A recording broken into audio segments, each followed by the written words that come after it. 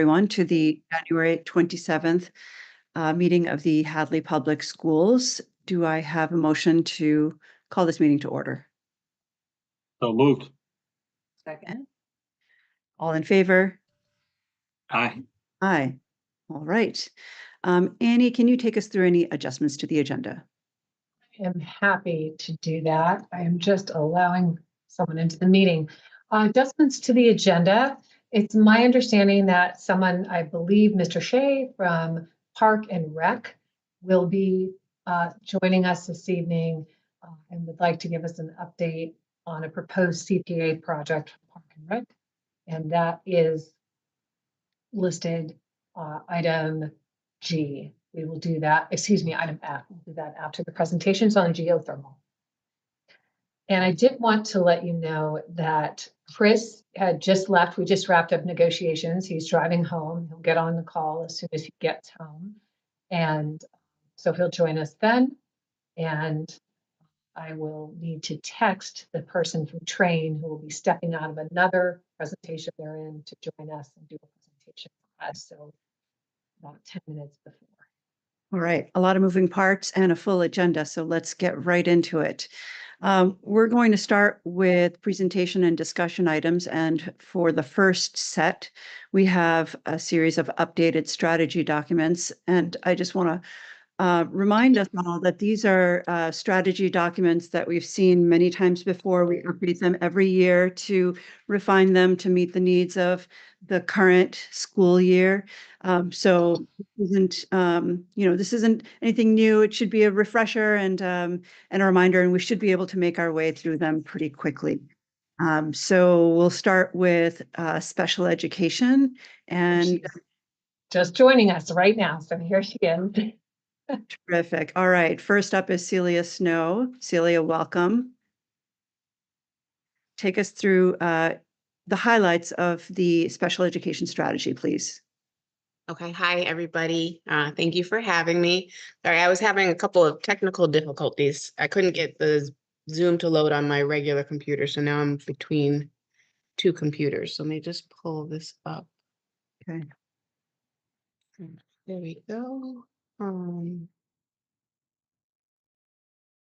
Okay. So, so the primary goal that I've been really focusing on as I've transitioned into my fourth year here is to really build capacity within the school district so that we can serve more of our Hadley residents, our Hadley students in the school district versus sending them out to out-of-district programming or to other districts that have specialized programming. So we've had a big focus on really building, really in both schools, increasing the capacity of the life skills program at the secondary level, and then building up an intensive needs program at the elementary level. So that's been going really well. And this has included other districts have now showed an interest in sending students to Hadley Elementary School. In fact, I had to turn someone down today because our numbers are getting pretty big. So that's been going really well. And then another area of improvement that we initiated this year is providing more professional development opportunities for our ESPs. So we added a program, Master Teacher, which is LinkedIn, which allows them to do a variety of professional development opportunities on PD days. That just trains them to work with, gives them a variety. They can get Title I certification. They can learn about autism. They can learn about all sorts of disabilities. So that's another thing that we've launched this year and hope to continue to improve our offerings for our ESPs to learn and continue to grow and have different job opportunities. We love to hire within. So that's been another thing.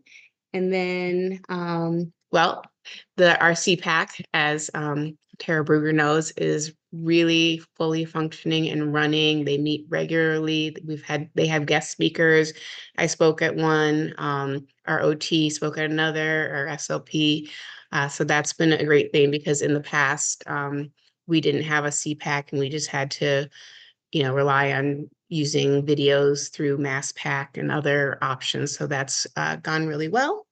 And then finally, just continuing to have our special educators collaborate together through PLC meetings on a regular basis. And that's been a great way for us to problem solve together, to learn together, we create an agenda for things that we want to discuss together, things, professional development that they may want to have that we can offer. So those are the 4 areas that I've been focusing on. Excellent. Thank you, Celia. Any questions for Celia on the special education strategic action plan?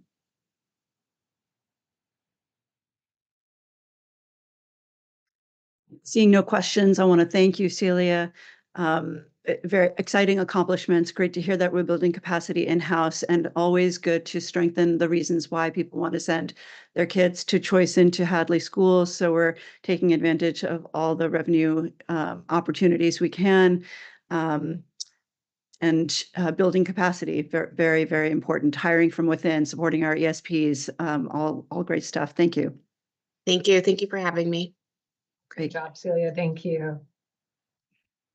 Okay, we're going to move next to Hadley Elementary School, and here to tell us about that is Jen. Hi, everybody. Thank you so much for allowing me to speak. I'm going to try to be as brief as possible, which is really hard for me considering I'm really proud of all the things that we've accomplished even in this school year at HES. Just some highlights. We're continuously working on making sure that we're looking at assessments, a variety of assessments, consistent across the grade levels. We consistently look at FAST, MAP testing, MCAS data to make informative decisions about student progress and needed interventions. One thing in particular that we're working on this year for instructional leadership is around the DESE health standards, looking at those standards and pulling a group together led by Michelle Witowitz to really pair out how we're going to address the health standards. And we're also going to be looking at the science curriculum for next year to see what else we might potentially want to bring to enhance our curriculum that we already have. Under operations and management, some of my highlights for this year, the first being the addition of the STEAM lab into our special schedule, which was always just a class that we allowed students to have weekly, but now it's in our rotation schedule. So we have 4 now specials. And so we're really excited about this addition. With the support and guidance of Dr. McKenzie, we successfully expanded our STEAM program. And this allowed it to be a full-time offering. This integration into our full specials schedule allows us to provide consistent STEAM experiences for students, address computer literacy standards, enhancing students' digital literacy skills and critical thinking skills. So we're really excited that this is now a full part of our STEAM schedule. Another thing that I'd like to highlight is the growth of our clubs. So now we have 9 soon to be 10 clubs for students. I can list all of them, but I won't. But one club that I would love to acknowledge is the hard work that has gone into making the homework club grow so significantly. This is a club that is now for students 2 through 6. Lots of students drop in the morning. Every year it grows. And I'd like to give a special shout out to the Hopkins students who come each morning to work with our Hadley Elementary School students. And this wouldn't be possible without the collaboration and support of Principal Camuso, who helps facilitate those students joining us. So it's just been a really lovely thing to see the Hopkins students working every single morning with our youngest students. And so that's been great to see. We can't forget this big initiative that we had this year. Last but not least, the most significant operational achievement was the planning, fundraising, and construction of our new playground. This project was a collective effort, as you all know, staff, students, school committee, Dr. McKenzie, the whole community. We're just so pleased with how it turned out. I know there's another phase that's going to be happening in spring, so we're excited about that. And so we'll continue to just make a lovely outdoor space for students and community members to access. So we're really proud of that. As far as community and engagement, at HES, we continue to do a lot of initiatives to grow our school community and make sure that we have opportunities to spend time together. I'd like to highlight the hard work of the PTO. I think some of you on this meeting have participated in some of the PTO events. We have another big one this Friday night at the UMass.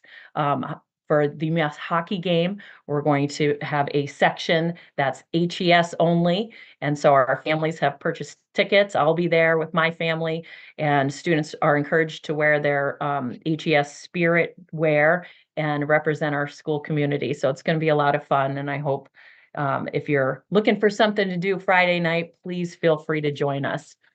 So we're working with PTO again. My school committee and I, another thing I'd like to highlight is that we are working very hard on creating a live document for our new families. We're proud of the fact that every year we seem to be growing. We now have 90 school choice families. We have people who are actively even calling us this week to get in to make sure that they can get a tour before our school choice applications are open. And so in thinking of how do we welcome families, how do we welcome new folks into our school community, our school council, along with myself, we're working on a live document that will provide resources to new families coming into the district. This document includes everything you need to know about the town of Hadley, from maps, local resources, retail businesses, grocery stores, public transportation information, and then information specific to our schools, contact information, special education resources, everything you need to know to enroll. We will have everything in a one-stop shop document that we'll be able to translate and share with families. And we're really proud of that. It's coming along very nicely.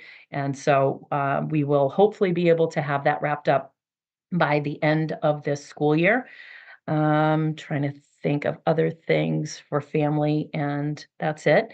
As far as professional culture, we continue just to have a lot of fun at HES. We continue to really put students at the center of everything that we do. As far as a building leader, I really work extremely hard to communicate with my staff. What do they need? I try to be as present as possible, going into the classrooms, maintaining a face of someone that can be accessed at any moment. I have open office hours before school, after school. I pop into classrooms. I have a daily bulletin that I put information in. We have emails, reminders, monthly newsletters. My staff has started sending out weekly newsletters to families with curriculum information, weekly information that families need to know. Our health office has been wonderful about sending out reminders, especially since we're in cold and flu season and everything else under the sun in the past week or so. So we're really trying to maintain a culture of communication and collaboration. I think that pretty much wraps up everything. If anybody has any questions, I'd love to be able to speak on anything. Thank you, Jen. Wow, what a wonderful array of accomplishments. Questions from the team first. Questions, comments, thoughts? Hey, Dan, I continue to hear great things when I'm out and talking to folks, so thanks to you and your team. Thank you. Yeah, it's, so many great accomplishments. I want to just shout out especially to the homework club, just such a wonderful asset that, you know, it's something that we think about a lot in education in general, because, you know, historically, working with a friend on homework would be considered cheating, when in fact many cultures and actually peer learning suggests that you strengthen your ability to learn when you're working with other young people going through the same thing, and creating that environment just makes the learning fun. So thank you so much for expanding that. I think that's just wonderful. And all the other things. Yeah. I had a list about 200 things I wanted to say and put in, so I tried to cram it down as much as possible. But thank you for acknowledging that. And the Hopkins students really have been just a lovely addition to some of these students in the morning. They come in, they're tired, they don't want to do homework. And to see a welcoming face from an older student, it's just, it's really meant a lot to them, and the connections that they've built, I think it's been beneficial on both sides for our kids and also the Hopkins students. So just a great shout out. And they come every morning. They don't skip, which is just great to see. They're there and ready to work with everybody. What That is- time is that start then? It's gotta be early. Yeah, we start opening up our doors at 7:30. Class, the bell doesn't ring until 8:25. So we have students there working as early as 7:30. Some kids get dropped off maybe a minute or two before. Yeah, Wow, great. Amazing. yeah. Pretty great. Thank you, Jen. Well, All right, we're going to move next to the Hopkins Academy presentation, and here to tell us about that is Michelle Witowitz. I think Eric's gonna talk about it. Noah, hi, how we doing? Oh, Yeah. We collaborated on this. I know my name's on the agenda, but I'll let him. And yes, Eric, welcome. happy to answer any questions. No Thank- problem. Michelle did a ton. Her and April had a presentation they put together as well. Took some great notes, and I told her the least I could do was present. Originally, we didn't know if I was going to be here or not, so Michelle was going to do it for me. But I told her I got to do my part here. So filling in for some pretty big shoes. So I got to try and live up to Miss Camuso's presentation qualities here. So if I could, they had done a lovely presentation here. If I could share my screen, that's all right. Eric, I don't think you need to because they Okay. can see it. So they can reference it and you can refer to it and you can see it. Okay, sure. You can see it. Yep. All right, no worries. All right. So if you look at the strategy presentation, the power slides here, you'll see that the first thing that we like to talk about or look at is what's DESE's educational vision for our school, right? And for like schools across the state. And if you look at that first slide, it outlines just their basic ones of what students will do and then what they can do by the end of like their educational experience. So Hopkins tries to align our vision with the vision of DESE. How can that all be relatable? Okay. Slide number 3 talks about Hopkins' visions for all of our students is for students to figure out who they are, to use their voices to advocate for what matters to them, to feel good and happy when they're at school, to love learning, to use that knowledge to do whatever brings them joy, and to grow and learn from their mistakes. So if you look at the 4th slide, it's going to talk about the 3 kind of basic categories that DESE has in place to achieve this vision or would like to see in place with instructional design, tiered supports, and system structures. And those are broken down further into points of focus, such as programming, curriculum and lesson planning, assessment and adjustment to practice, professional development, and management operations. So what we've done is taken a look at the 3 tiers or the 3 overall arching designs, the instructional design, the tiered supports and system structures, and broken down a few things of how Hopkins is looking to take steps in each one of those categories. So I'm going to outline those. So the first one, looking at instructional design, Hopkins has looked to promote and recruit students for 2 new pathways. One, a clean energy innovation pathway, and then an information sciences pathway. And also we're looking at expanding our service learning.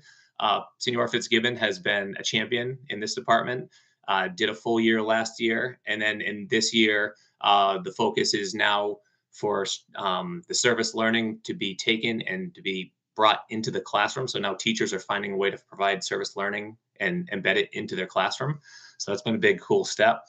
The second talking point for our instructional design piece is the gains we've made in providing staff with PD and lesson planning for a longer block with evidence-based strategies, as well as differentiation.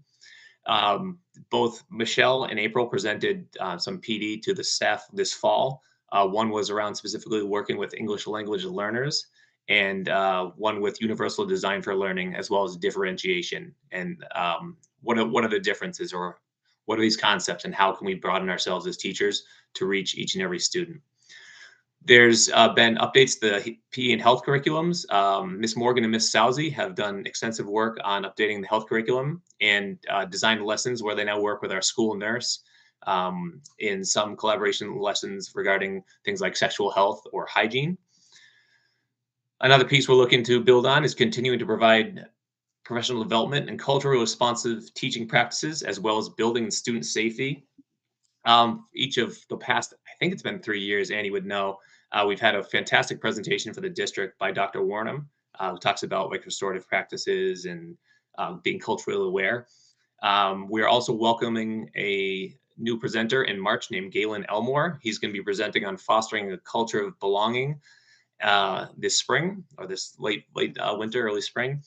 And one of our PDs to later on this year, we're going to be doing a reunification drill with Hopkins Hadley Police Department and Fire Department. So the final fifth piece we work on with instructional design is Hopkins' ability to recognize individual students more often with HOCS nominations in addition to the Student of the Month. So Hopkins has historically had a Student of the Month that's recognized from each grade based off like their total body of work throughout like a month-long period and like really good steps or gains that they've made. But we've decided to take more of like a catching kids doing good approach and trying to recognize more students through the HOCS nominations. So staff members can nominate HOCS, catching them doing good, cleaning up trash, helping out a fellow student, and we try and base it off our HOCS philosophy, the honesty, the accountability, all the different pieces of it. The students are presented with a certificate, and the parents are emailed, and we can take their picture and put it on their board right outside the main office. Doing my best to continue that in April's absent. I feel like I've been doing all right with it, and continue to try and do so and support those students in positive ways. So the next piece I'd like to talk about is the tiered supports gains. So in tiered supports, we have regular team meetings to analyze data and identifying targeted interventions and progress monitoring. So faculty across all departments can meet every 6 weeks at the 6 to 8 weeks, my apologies, at the middle school level, and once each quarter at the high school level to discuss different students who might be at risk and trying to identify how we can support them. New to this year are Lindsay Roberts running the grade 9 meetings and Ashley Malinowski, our counselor, running the 10-12 meetings, and they're both doing fantastic. Great leadership and continued positive intervention for our students who need us most. The second piece we're looking at is continued positive communication with students and families through proactive and positive communications. These are things like welcome emails, messages about things done well, sharing a new student weekly email. I have directly followed April's path on trying to get those more direct communication with our staff members, the weekly practice of sending out and updating students, welcoming them into the new week, talking about what's coming up each week, making sure we're all on the same page and as organized as possible. Ms. Camuso has also made it regular practice at her building leadership to identify and have her staff identify one positive or proactive communication they've made with a parent or family member. And then she asked the faculty members, faculty leadership, to disseminate those to the departments when they meet with their department meetings. It's going well. The next piece is the development of student learning opportunities through restorative justice practices and subgroups. So we have a hate crimes grant that's working with a student leadership group who I believe is in the practice of putting together a presentation that would be given to the faculty in the near future regarding their process and their discovery. And we look forward to hearing from them. We've also been using students as role models in Tier 2 restorative justice circles. It's been a good practice and gone well. I actually participated in one of those myself. I was invited by some of the people who were putting it together. We had, I believe it was 4 sessions, and it went really well. And it was really good to have the student role models to modify or model for their peers and help their peers through kind of some struggles or problems that might be coming through and the ways they've handled it. So it was really good. And the last piece of this section for tiered supports is scaffolded implementation of anti-bias and anti-bullying advisories 7 to 12. So like I talked about before, this is where if we identify students who have deficits in some skilled areas, Ms. Jabber, some of the counselors, or Ms. Witowitz create these Tier 2 circles, build up some Tier 2 role models we talked about before, and then facilitate the circles to try and get a better understanding for the students and trying to get them to grow as young people. So it's been going really well. Okay, and for the last piece, it's the system and the structures. The first piece being implementing universal design, implementing universal screeners in math, ELA, and mental health, and as well as facilitate team meetings. So this is the first full year of using the MAP screeners. We're doing them the fall, the winter, and the spring. It's been going pretty well. The students are applying good effort. I've overseen some of the sessions. They're doing well. And so when we can, as a school district, look at this data and see how the students are going and gains they've made throughout the year. The second piece we're looking at building on is continued implementation of the positive behavior intervention supports. We have our PBIS team that meets and looks at data that we've gathered through a variety of sources, some through PowerSchool, which has been a challenge at points. Ms. Camusa had quite the way of figuring out what the data was and transferring it to different slides. It wasn't going well, but she managed her best and managed to piece it together for us. She's always good like that. And the PBIS team also recently administered a student survey to gather feedback and input regarding our Hawks values, our behaviors and initiatives. So these were created about 5 years ago, pre-COVID. A lot has changed since then, both as a school and society. And we want to hear from the students. Do these values still represent who we are, what we're about, and make any improvements or changes that they might feel? And the last piece is the continued implementation of the advisory curriculum.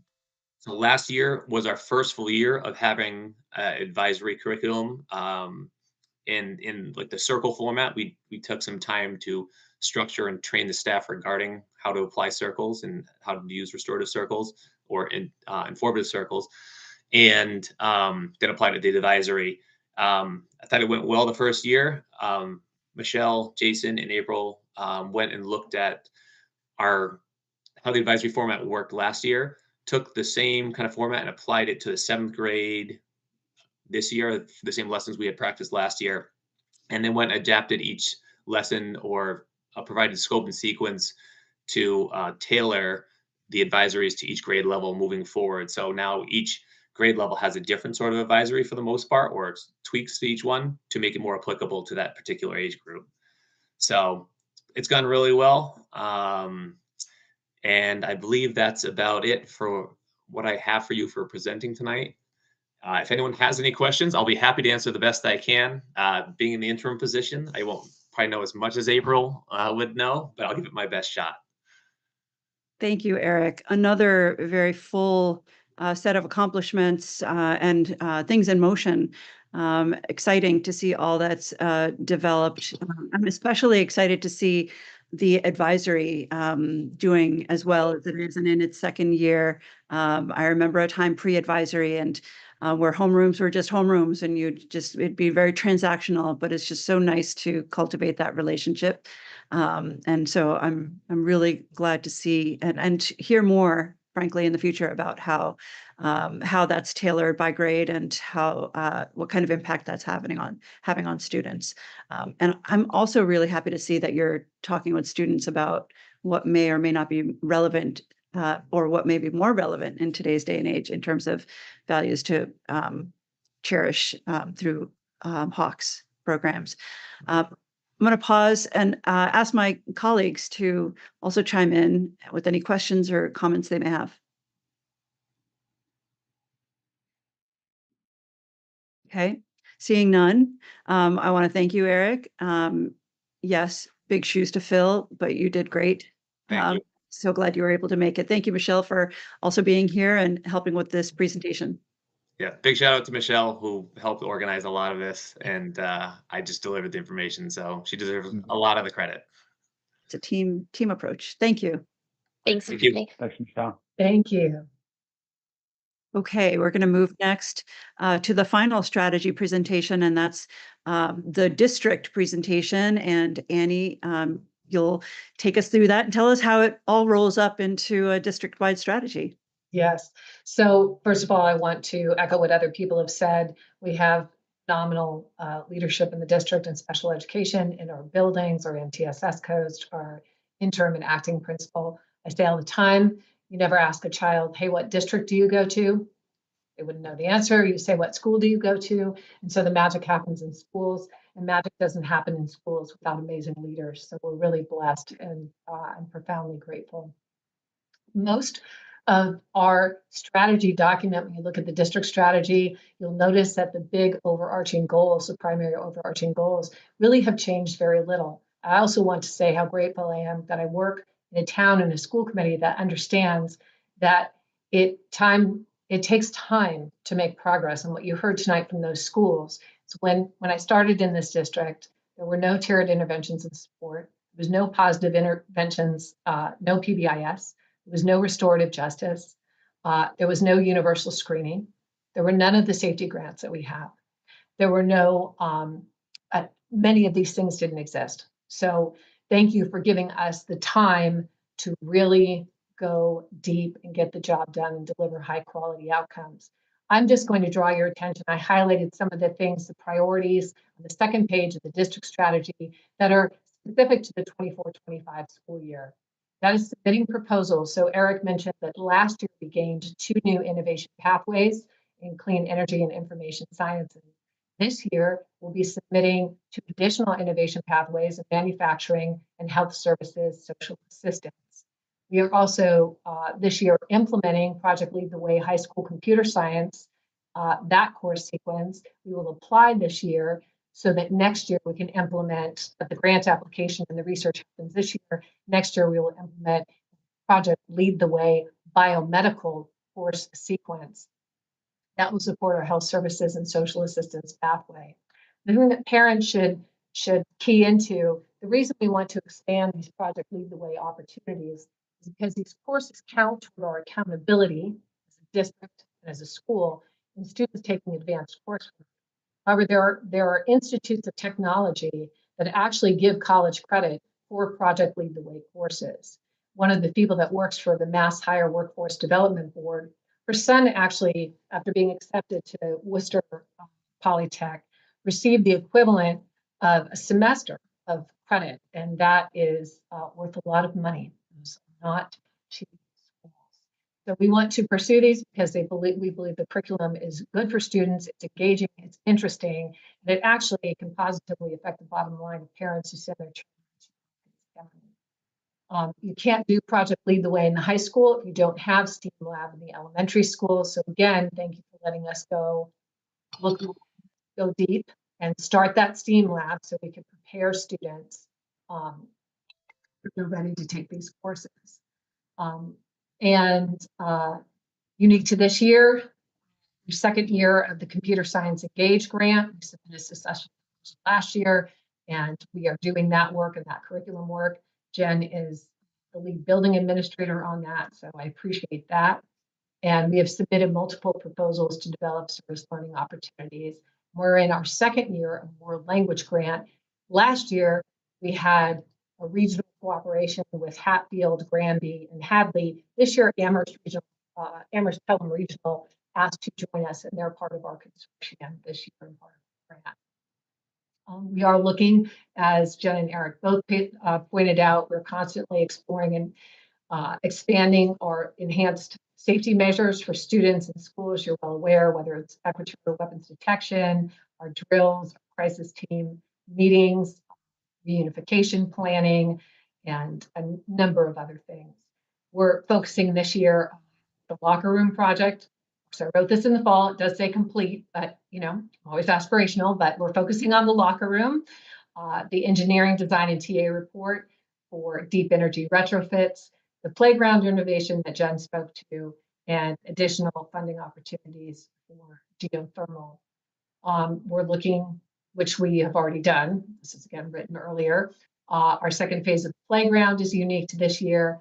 Submitting a joint proposal with UMass Amherst from Early Literacy Consortium. Jen and members of her faculty participated in an initial Early Literacy Consortium, did phenomenal work. This is highly competitive. And Jen, FYI, they just sent me an email today. We got it.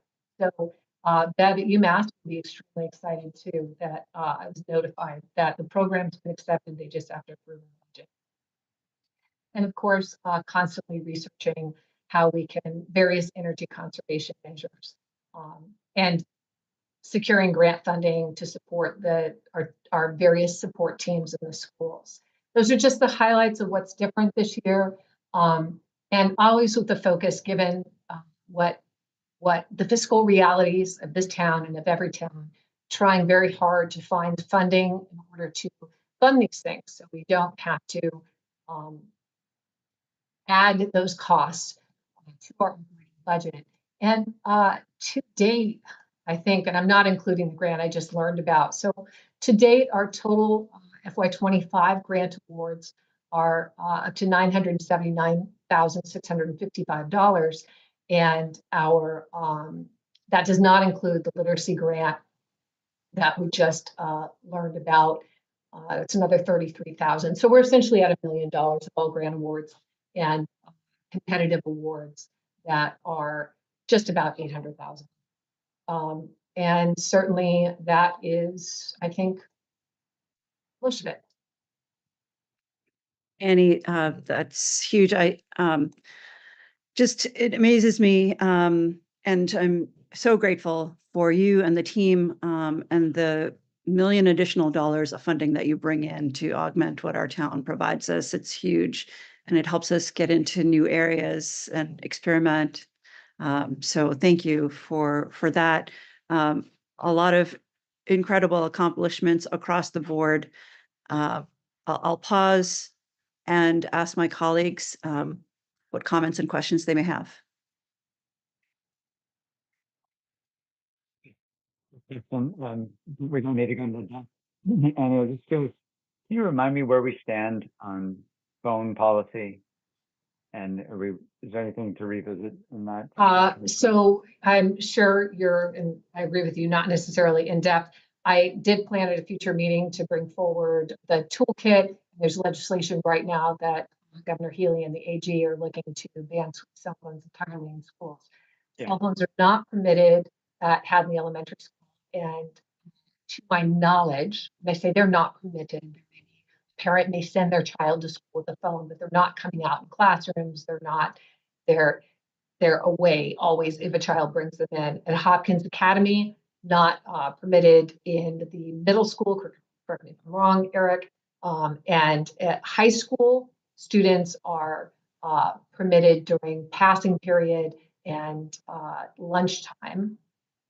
And if there's an instructional purpose for them in class, they might be utilized. I'm curious to see what the what that legislation is. So that'll be interesting. And we had seen at Hopkins, we did have data, and April continues to collect it on the number of behavioral incidents related to cell phones.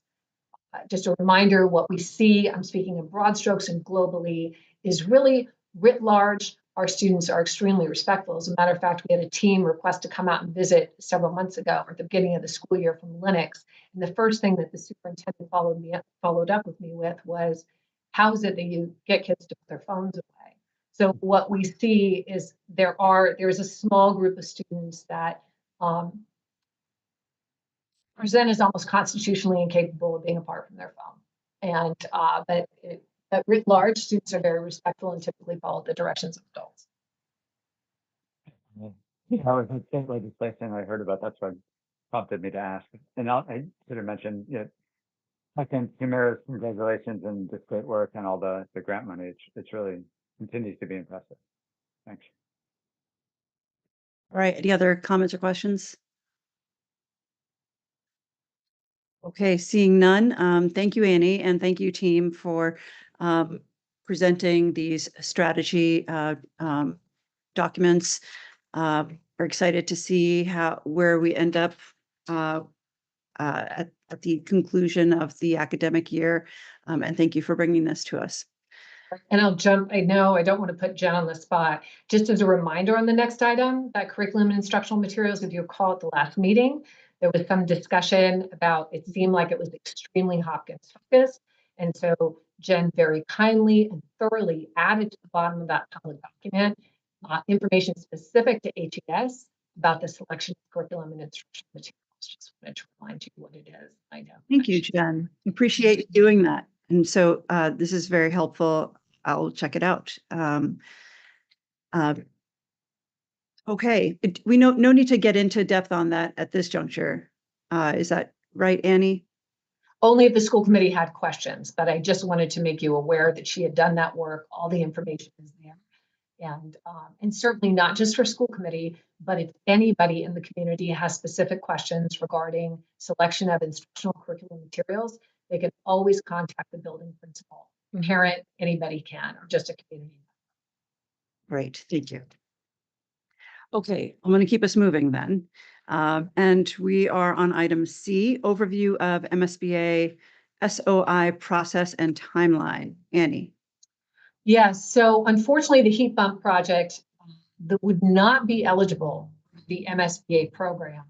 And you can see on the timeline, I took one line, which you can find in the overview section directly from MSBA's website. And I also followed up directly with someone from MSBA, as did Chris Desjardins with me, and asked this question specifically. Even if we plan on replacing steam pipe fitting, and the response was, at the time of application, you would have steam pipe fitting, therefore you would not be eligible and not meet the criteria for evaluation. So that's it. So that takes care of that question. Which, in my mind, that's the craziest thing. Like, you are trying to replace these technologies. These grants are meant to help you replace these technologies. Of course, you would still have them. You're not going to give them up in the absence of your new solution. So that is the most insane thing. And yeah, it sounds like it's one of multiple insane things that they're requiring. So they need to figure out what they're going to look like when they grow up, and hopefully we'll be able to collaborate with them in the future. Okay, we're moving next to, let's see, the CHA Solutions presentation and engineering designs for the geothermal project. And here to tell us about that is Mitchell DeWine. Okay, so Mitch, I just need to give him, thank you, co-host privileges. And Mitch, if there are additional people from your team whom you would like me to give co-host privileges, please just let me know. If there's additional. Yes, please, if you wouldn't mind, Sartuk is on the line as well with me, and John Tesh and Brendan Hall. So the four of us collectively we'll go through and give a little bit of a presentation and update on the design, a little bit of a background, and then be here to answer questions as they arise. So yeah, I can take over. I did see you guys are not sharing the presentation on the screen. I just want to make sure that's the case and you all have it in front of you. We do. It's connected to the agenda, which we all have access to, as well as the public from our website. Okay, so I can just call out the slide number and we can go to that. Cool. Want to thank Chris Desjardins first. I think it's been a pleasure for us to work with the school district here. It might have been us coming on site, the staff there being accommodating and helping us and giving us the information we need. So thank you, Chris, for that. We've been, very excited and thankful that we've been able to work on this job. Really meaningful effort, and we want to share the progress with all of you that we've had across the board. So we've attached two documents. First one is the presentation, and the second one is a design document showing that we have progressed to about 90% of the design has been done till date.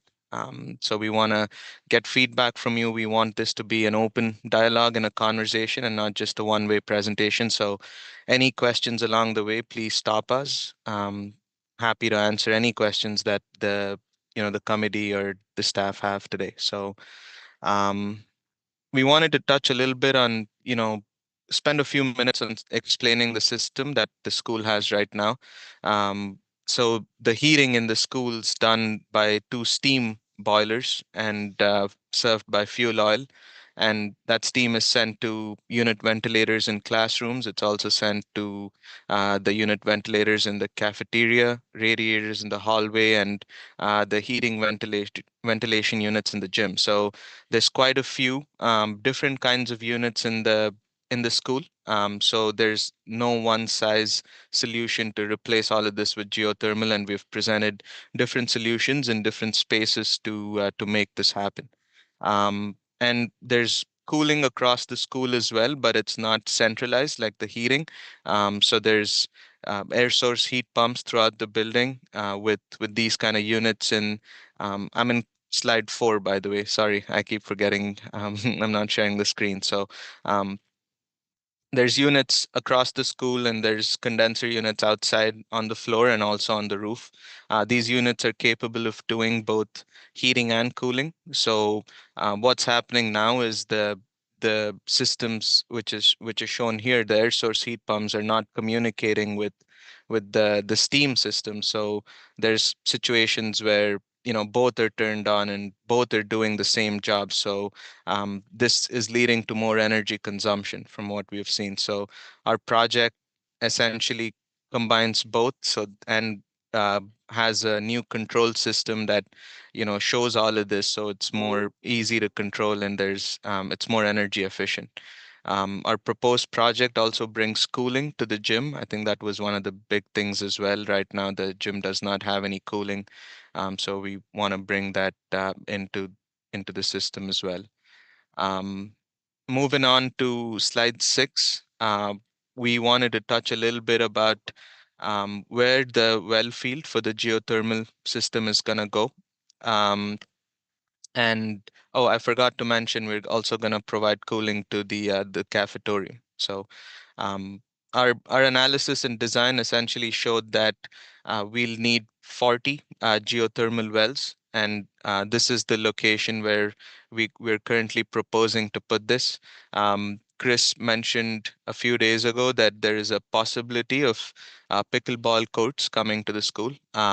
So essentially we wanted to have the geothermal wells mostly in the grassy area, but we've kind of laterally moved that a little bit to accommodate for the potential pickleball courts. And this well field goes a little bit into the parking lot. But this is something we wanted to discuss with you folks and talk through this design as well. And there's potential for us to keep it in just the grassy area that we can see adjacent to the parking lot. And another thing that we want to mention is these systems that we're providing will be supplemented by a natural gas boiler. What this essentially does is it can remain as a backup if the temperatures get really, really cold, or there is an outage in the school. In that case, the natural gas boiler can kick on, and it also allows for future expansion. So we wouldn't have to go back and kind of start the process of designing a geothermal field all over again. We could add heating loads to those boilers in case, and that would make this a hybrid system. And we moving on to how we would put these in classrooms. So slide 7. Initially, the TA study that was done a couple of years ago basically said all the unit ventilators in the classrooms would be swapped, like a like-for-like replacement with the geothermal units. Unfortunately, when we did a deeper dive, that wasn't the case. Since the classrooms are pretty large in size, they do not make units right now that can just be swapped in place of the current unit ventilators. So we did request the school to see if we could get the teacher's closet. I know it's not ideal, but we've seen in a lot of schools that the closet space is used and a vertical, heat pump is placed inside. Um, so that's what we're recommending here as well, that inside these closets, to reduce noise and keep all of the mechanicals away. So we'd have it in a closet, and when we remove the unit ventilator out from its existing place, we would provide a little bit more closet space, and that's the architectural work we're going to do.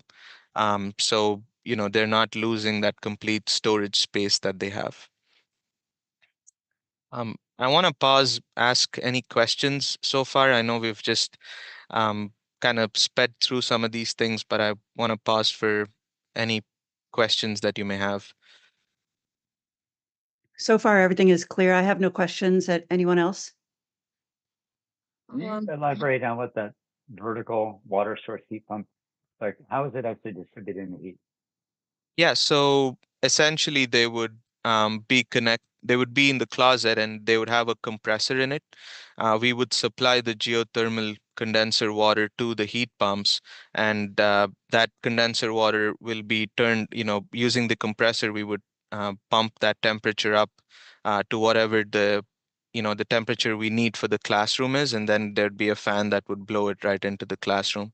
What we're doing now is we're also adding, energy recovery ventilators in our design. So essentially, we'll be circulating more fresh air as well. We'll be taking the return air from the classrooms into the units, and new ductwork will be going into the corridors, and will be what instead of just exhausting all the conditioned air, we'll be recovering some of that heat um, in those units and putting them back into the classrooms or whichever space.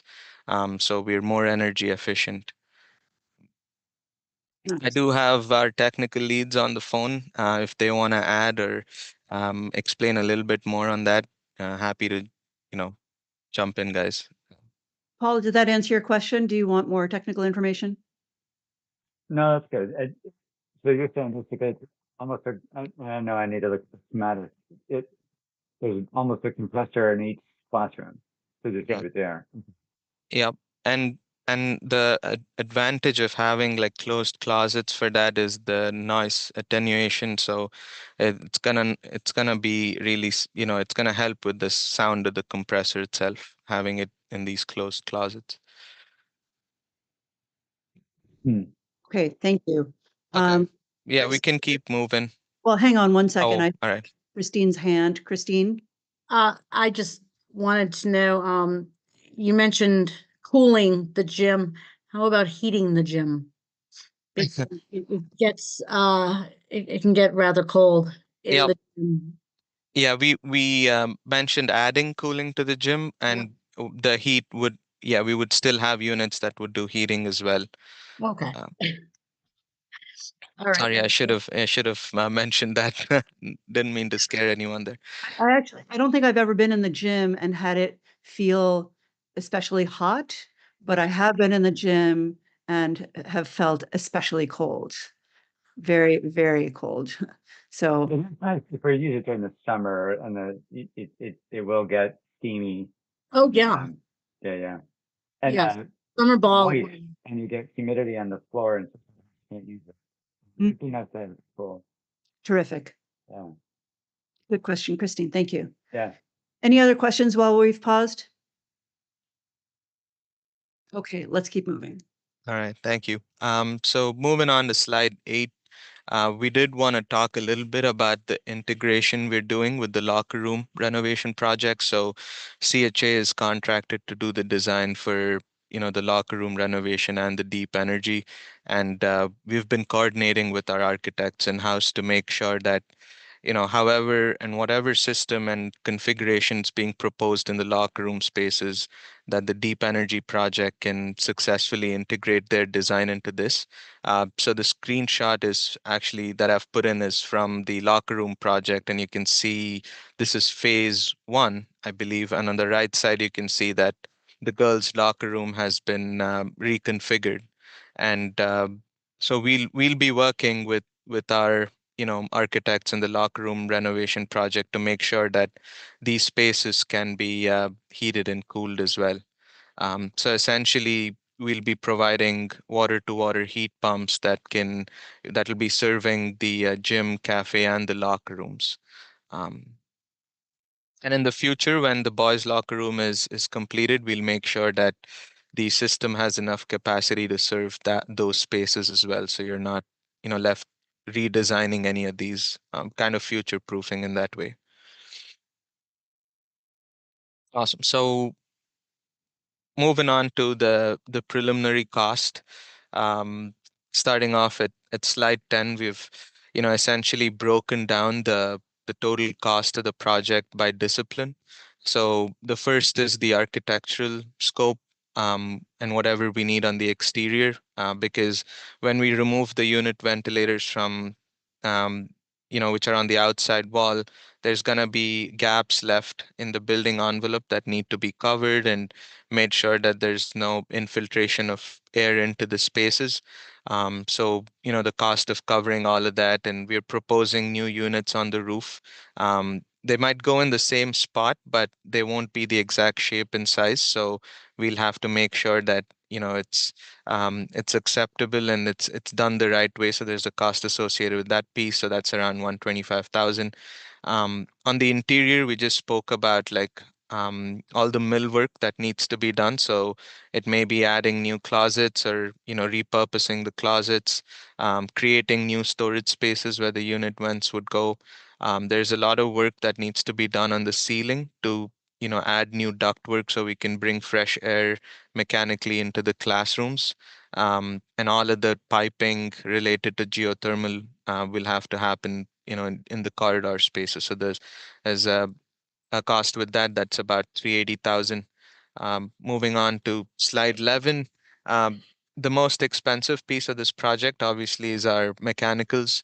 So the well field itself, the cost of drilling 40 geothermal bores, all the piping associated with it. It might be the vertical pipe that goes in, or the horizontal that, all the piping that gets together to go into the school.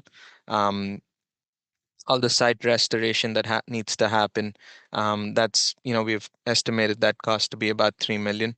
Each of these geothermal bores are actually 800 foot in depth. So when we initially did the test borehole at the school a few months ago, we did not hit bedrock till about 240 feet. So that's pretty uncommon. We hit it generally in shallower depths, but when we don't hit bedrock, that means we'll have to provide casing so that the ground doesn't collapse on the piping. There's a lot of casing that we'll need for 40 geothermal bores. And over the last few years, I think the cost of these things have gone up quite a bit. So we are seeing a pretty high cost to convert to geothermal. So that's one of the biggest cost items.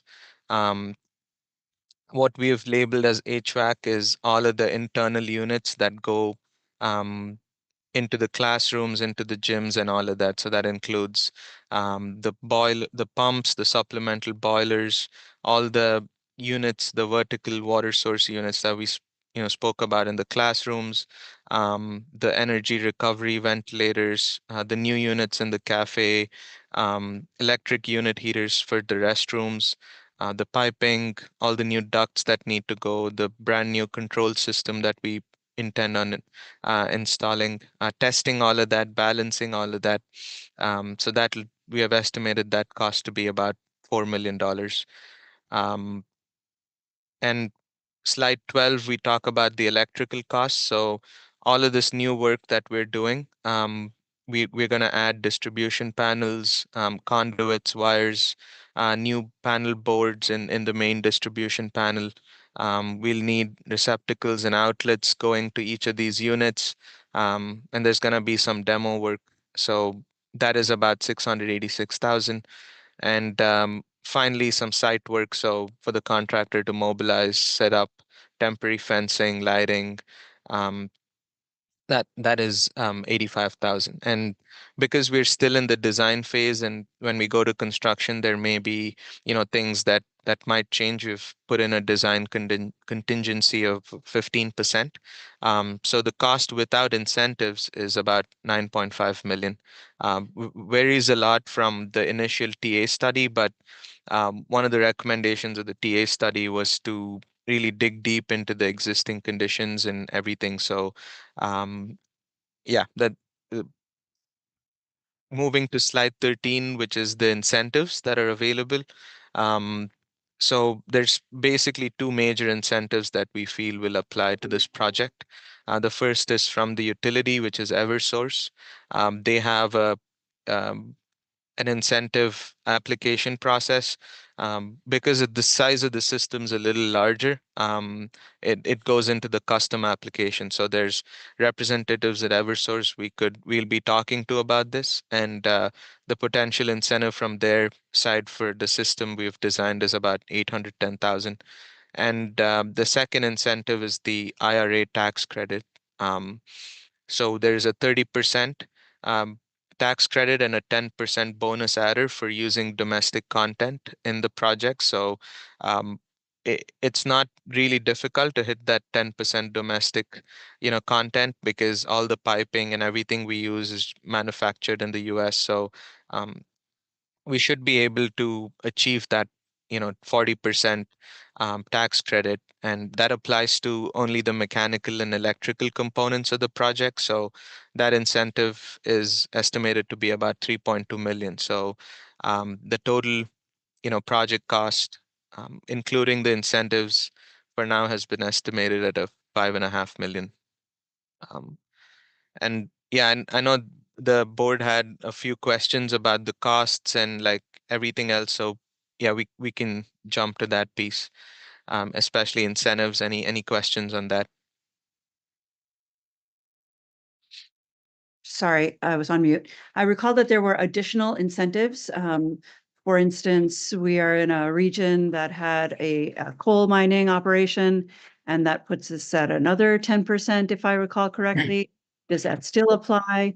And were there three 10% bonuses, Annie, that you could recall, or Chris, or was it those two? I recall what you're referring to. I'm afraid I would misspeak if I tried to speak to it with accuracy. Maybe, I don't want to put this person on the spot, but perhaps Morgan from Train might know that, or Max off the top of their head, they might know that. No pressure if you don't. That's not the presentation necessarily. Yeah, I don't remember exactly him, but you are correct. Right. Or the green community, right? It's Is it the energy communities? yeah. Yeah, I think there's an extra 10% for energy community is Right. what we knew, but there's also a almost a negative if you fund the project using a tax exempt form of funding. So you get a little bit of cut back if you use certain types of funding.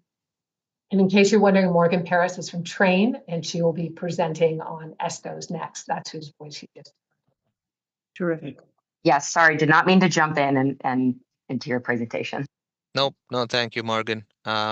Anyone from CHA, do you want to add anything to that? The 10% for energy communities? Yeah, so there are two adders, well three actually. So the first base tax benefit is actually a 6%. It's assumed that this would be a publicly funded project and therefore prevailing wage would be met. So that's what gets you from a 6% base to a 30%. The 10% for domestic content is the one bonus adder, and then the energy communities is a federally designated energy community. And so assuming you show up on the DOE's energy designated energy community map, then there would be an additional eligibility to support buy down of project costs from that. I will say, as far as the ARP program, I also was very surprised by the statement of existing steam boiler systems deeming projects not eligible, especially given that those are the buildings that are going to need the most intensive amount of funding to help enable electrification.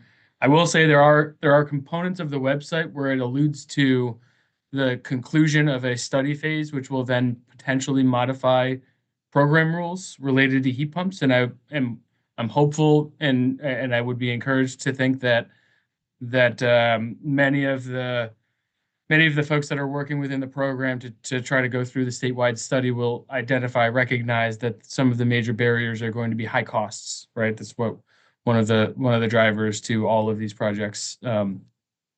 So I have had some past experience with one of the gentlemen who's spearheading the study. So I will make sure that I vocalize my personal opinions as well on behalf of the school. So there might be some benefit to holding out some hope, working in parallel, expressing interests, and maybe timing this right. If if we think that it will be within a reasonable amount of time, their entire process of study. Agreed. This is a technical question. Electric heaters in the bathrooms. It's the most cost-effective way to heat the bathrooms. Yeah, we thought of a few ways to do this, and any other way would have been, not the best. It would be cost prohibitive for us to get geothermal piping or figure out other ways to do it. So we're just, replacing the baseboards that are in the restrooms now with like electric baseboard um, units that would serve the same purpose, but um, just not, it would be easier for installation and construction. Yeah. Also, we haven't done any asbestos um, testing or anything yet, but we are also kind of cautious about that in our design because, there's a possibility that digging too much into the floor or that might trigger some, with the age of the building, some concerns with asbestos. So um, that coupled with like architecturally, it was very difficult to pull it off. We figured, um, the electric baseboard heaters in the restrooms would be the best way to go about this. Okay.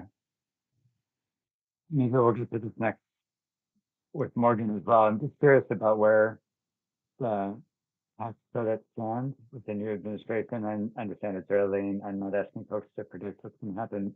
I'm just curious how codified in whether it was IRS rules, technical guidance, how quickly can this tax credit be changed? I know it's IRA is a law. I'm just any thoughts on the ability to assume that that's going to persist as is? Paul, I know you directed it there. I'm happy to jump in because I emailed Sarah Ross directly and Himera was on that email. Sarah Ross, K-12 Undaunted, of course, she's not giving legal or financial advice, but did say that the statement of K-12 Undaunted, the short summary is that the EO doesn't cover the tax credits because those are mandatory spending and not subject to annual appropriations, which is the key part of how the EO is written. So their understanding right now is that it is written as all agencies shall immediately pause the disbursement of funds appropriated through the IRA and infrastructure investment. That the tax credits are mandatory, not subject to appropriation. So the short answer The is- vulnerability there, though, if the IRS changes their rules about what applies and what doesn't. True. And again, I want to be clear that Sarah was responding to a question that we had, the very same question you do, and she's certainly not giving financial advice, but did provide the update. And that aligns in general sense with what we've been hearing as well. Very, very similar. There's also seems to be positive support in the current administration of all of the energy sources deemed renewable. Geothermal seems to be a standout as one that's being supported so far. Or is what sort of indications we've been seeing. But again, to echo the point, we're not legal advisors and nor tax attorneys, so that would definitely need to be supported through consultation with those folks. I think we're on the long road. Thanks. All right, any other questions on this presentation? I had a question. When we look at slide 6 with the wells, and kind of changing the schematic a little bit so that part of them go underneath the parking lot. Long term, what would the implications of that be? Would there be any instance that we would need to tear up the parking lot after we redo it in order to access anything? Like what would the disadvantages be of the wells being placed as they are in this schematic as opposed to in another location? John, our technical lead, he's raised his hand. So John, if you want to go for it. Yeah. Sorry, John T. Yep, that's correct. Yeah, John T. Okay, so sorry. Let me make him a co-host. Jeez.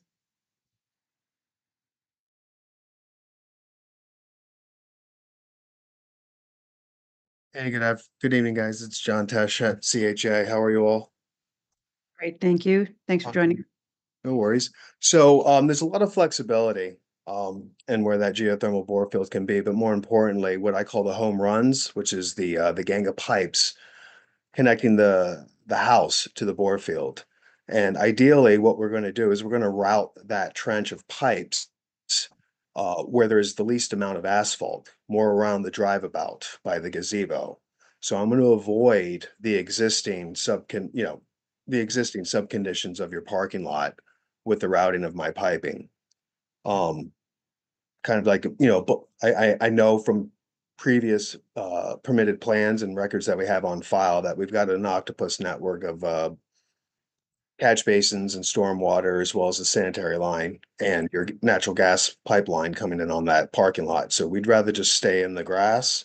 And when we need to bring our piping set into the buildings, we're going to choose, to stay away from that existing system and just go right there with a minimum amount of asphalt interruption and repavement and the minimal amount of curb disturbance to get into the boiler room.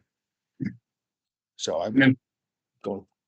Yeah, just to add to that, I would say from a future access standpoint, typically you wouldn't plan on needing to access those bores once they're underground. They'll they'll be capped, connected to the circuits, and covered over, not even a wellhead projecting out. So they are there if there's a very, very low percentage likelihood that there's going to be issues specifically to an individual well.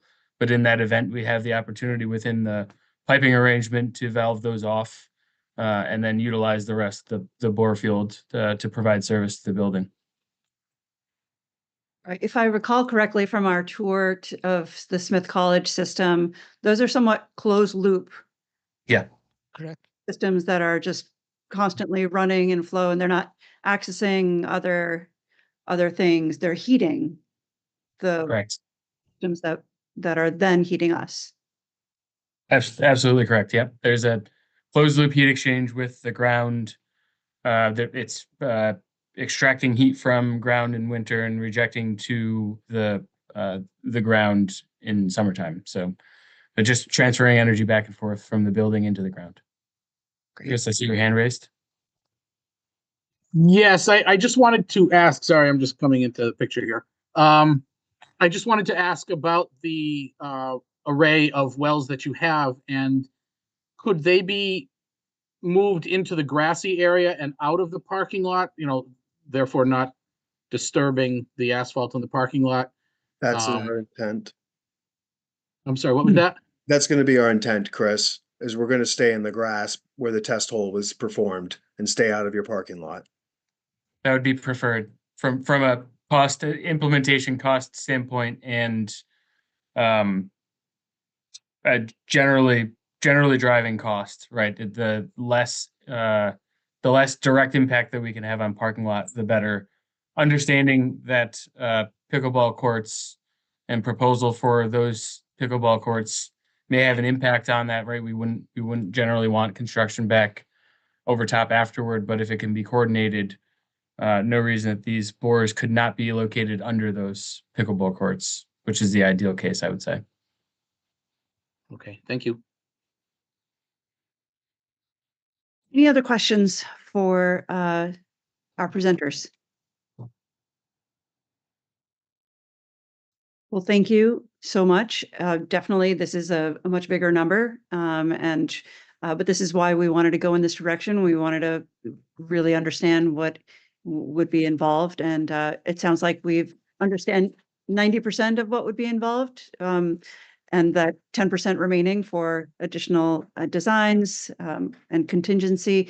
But and that there's some tweaking of incentive numbers potentially if other 10% bonuses apply.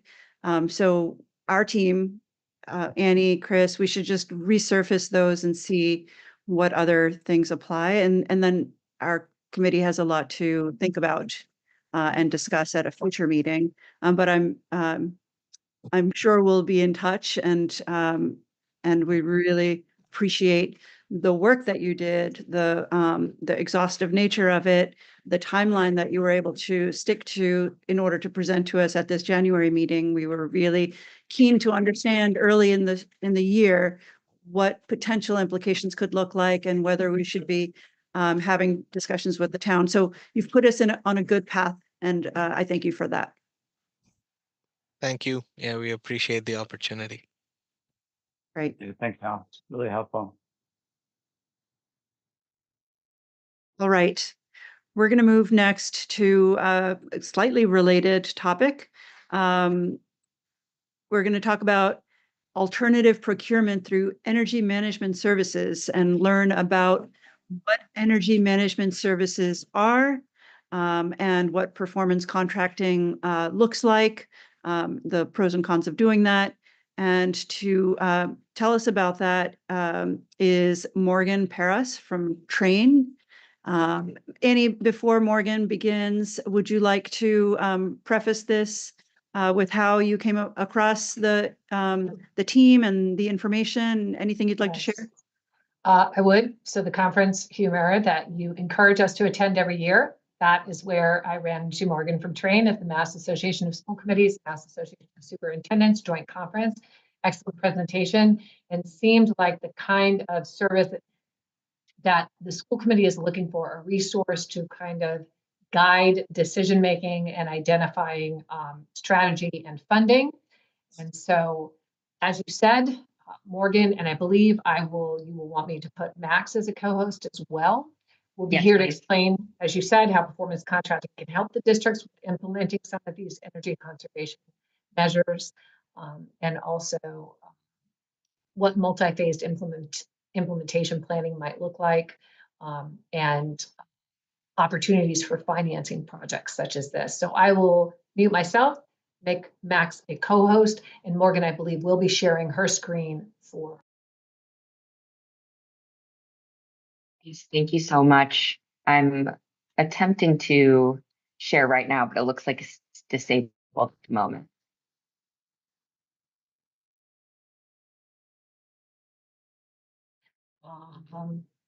Right. What do I need to do to make that happen for you? Let me take a look under host tools, share screen. And can you try now, Morgan? Oh, yes, that's working. Perfect. This tells me to go to the right conferences and saves me from every Zoom fail. Thank you, Mara. You're welcome. All right, can everyone see? Perfect. Awesome. Well, thank you so much for having Max and myself here today. As Dr. McKenzie has so appropriately introduced us, that we're here to talk about really procurement today. You've had a number of presentations, not just today, but I know over the past couple of years for scoping studies and HVAC analyses and studies to let you know what equipment you have and studies to let you know what equipment you could install in its place. And we're really here not just to talk about the what or the why, but to talk about the how, because that's sometimes a lot of the piece of the puzzle that gets left out. Is there are so many options on the table. How could I actually go about investing in and upgrading my school buildings in the most streamlined manner that saves time and costs less money through one cohesive agreement? So that's what we'll be talking about today. She already introduced me, Morgan Paris. I work specifically with municipalities and K-12 entities doing projects like this, comprehensive upgrade projects. Degree in mechanical engineering, so really focused specifically on the technical side of upgrading school buildings to make them more comfortable, safer, and more efficient. And then Max, do you want to go ahead and introduce yourself too? Thank you, Morgan. Good evening, everybody. My name is Max Ma, project developer at Train. I work closely with Morgan on developing projects that save customer money and align with their immediate needs, be it infrastructure needs or energy efficiency needs or any other needs. I also have my education and training have also been in mechanical engineering. Looking forward to working with you folks. Thanks so much. So, as you all know, part of the reason why I believe we're sitting here, and part of it sounds like what's propelled this community to investigate geothermal in the first place, is that there's a lot of opportunity out there to make a really big impact. Massachusetts in particular, by reducing carbon emissions and creating this healthier space and healthier communities. So I just thought that was an important note to start off with, as I think we have a very clear shared mission here. Today, we'll be attempting to quickly touch on the typical challenges of why someone would want to enter into this type of procurement in the first place and how that might align with Hadley. The procurement process in itself, Chapter 25A11I, and how that makes sense in this scenario, or might make sense. The true cost of a project as compared to a traditional contracting project versus this. Why Trane and why people have elected to work with us in the past. And then how. So how does actually one enter through this process, and what are the steps necessary to go from start to finish? So typical existing challenges are some of what I've been hearing on the call already, which is understanding that there are some mechanical and building infrastructure needs in your schools, whether that be heating and ventilating and air conditioning equipment or others. Just knowing that you have some systems that are reaching their end of life is usually a pretty big need. Lacking visibility of problems, not something I heard on the call today, but is something that comes up quite often, is folks that don't necessarily have updated control systems, so they don't understand when problems are arising, and therefore they aren't armed with the information to go and address those problems in a timely manner. Wanting to make your buildings last for many, many years versus doing Band-Aid situations and solving small problems.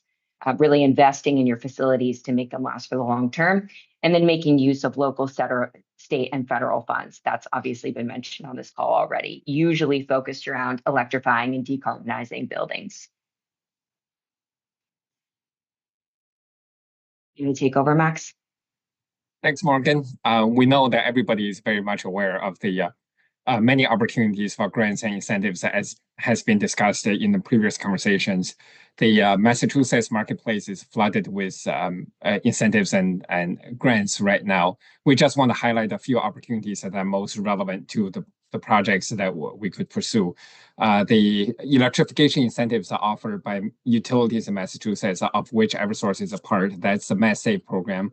Offers a prescriptive $2,500 between $2,500 per ton to $4,500 per ton. On the lower end is air source heat pumps, which are less capital incentive or less capital intensive projects. On the higher end are such as geothermal projects that's pushing towards $4,500 per ton. And these prescriptive puts a limit on how much the size of the system has to be. So we are also familiar with working with Eversource in terms of pursuing custom programs, custom incentives, getting through what they need, getting through the approval process. Through the utilities, additional custom incentives can become available. There's a additional adder called the Deep Energy Retrofit Program. And that states that if a facility's usage, carbon emissions can be reduced by more than 40% through the reduction in utility usage, then there are additional dollar per square foot incentives available in addition to the other project incentives such as heat pump projects. And these are some of the highlights. Also, there are other project incentives. As long as a project saves energy and has a reasonable payback or other criteria as defined by the program, there are opportunities to seek incentives. There are also opportunities to seek comprehensive incentives, which is when a project such as weatherization gets selected and implemented together with HVAC-focused projects. So there are many opportunities to work with the utility incentive programs to maximize, really optimize your projects and get the best return. Oh, sorry. No worries. I just want to quickly mention there are also other opportunities, the grants. I'm sure many folks are familiar with these as well. MassCC, Clean Energy Center, Green School Works incentives, support electrification-based projects, really any decarbonization focused projects that can help with electrical infrastructure upgrades as well. And Green Communities program has allocations for electrification up to $500,000 capped grant opportunities for building decarbonization projects. The applications are in fall and spring, so that it's pretty convenient for lining up with whatever projects you have planned for the cycles. Next slide, please. In terms of what's possible, right? Our team is used to supporting the school districts or municipalities through a range of projects, building envelope, windows, weatherization, addressing anything from the outside of the building before addressing anything from the inside in terms of mechanical, fire suppression, HVAC systems through a whole range, anything really to help improve the indoor air quality from a heating, ventilation, air conditioning, dehumidification perspective, you name it. Even building pressurization, if there's any isolated issues for that. Building automation system that goes hand in hand with HVAC systems to really make your building work more efficiently, but also work smarter, right? Give you the visibility and give you the controls. Lighting, similar story, make the lighting system more efficient and adding controls so that the lighting system can be smarter as well. Electrical upgrades to optimize with your other projects, because over the years you have done many projects, maybe the distribution system is no longer efficient for your current loading. Maybe you have added load that's now inefficient. So when we look at the building, we really want to look at it in a comprehensive manner. Roofing upgrades in that's a operational concern, but that can also be energy saving opportunity. So we include that as well. Renewable energy in many forms, but predominantly in this area, solar PV systems are popular for various reasons. So we are really familiar with working with the customers in terms of getting what they getting through initial conversations to see what's their priority, right? And packaging a suite of solutions to best serve their priorities. We've had the privilege of having initial conversations with the administration team, and we heard the feedback that potential areas for improvement for Hadley include new geothermal heat pump systems, as has just been discussed, new heating systems, improved ventilation systems, new roof, new windows, exterior building envelope improvements, and upgraded building management systems. If I'll take a pause here, if folks have any questions for me, I'll take them. Questions for me? Any other committee members? Nope, seeing none. Please continue. Thank you. Morgan, back to you. Thanks, Max. So thanks so much. And the reason why Max touched on, so many different items is because those are truly all applicable, not just capabilities that Trane has to facilitate those types of projects, but the procurement allows it because you can calculate and quantify energy savings for each of those, which is why it can be incorporated in this type of procurement.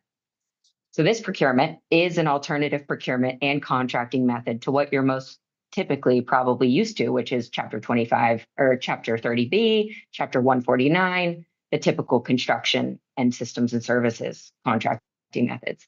This is enabled by MGL Chapter 25A 11I, which is in the energy services procurement realm. It's supported by the Department of Energy Resources, the DOER of Massachusetts, and it's where one qualified firm, with sometimes the assistance of other outside specialized firms, provides design, installation, ongoing service of systems, and the guaranteeing of energy savings, which is a requirement of the procurement for the full term of the contract, which can be up to 20 years. Doesn't have to be 20 years, but it can be up to 20 years. And the legislation also allows that a project can be paid for in part or in whole by those energy savings. So you can actually facilitate and fund a project using future energy savings for up to those 20 years of the contract. Other states, it's actually unique in Massachusetts. Other states have this type of legislation, but it actually requires that it be paid for 100% by energy savings. Our legislation is a little bit more flexible here. So with incentives and energy savings, it makes it actually a little bit more realistic for folks like yourself to actually take advantage of these types of contracts. So it is more informally known as performance contracting, formally known as energy savings management services agreements.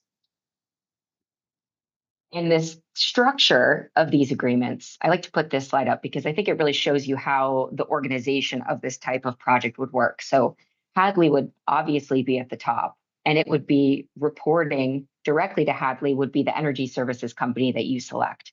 Obviously, we're here today, so have Trane in its place. Underneath Trane would be all necessary subcontractors or specialized engineering firms that would assist in making this project happen. So mechanical contractors, electrical, roofing, electrical engineering firms needed for electrical upgrades. We would also be the ones guaranteeing the energy savings, and we would be the ones assisting in providing ongoing maintenance to whichever combination is requested based off of what local capabilities you have. And we would be holding your hand and walking you through the process for grants and rebates and additional incentives, and also any types of alternative funding pathways, whether that be bond, tax exempt lease purchase, et cetera. Now, going into the true cost of a project, I like to show this slide because it really breaks down the difference between traditional contracting versus this type of contracting. So this is actually a slide I took from the DOER themselves when comparing the two.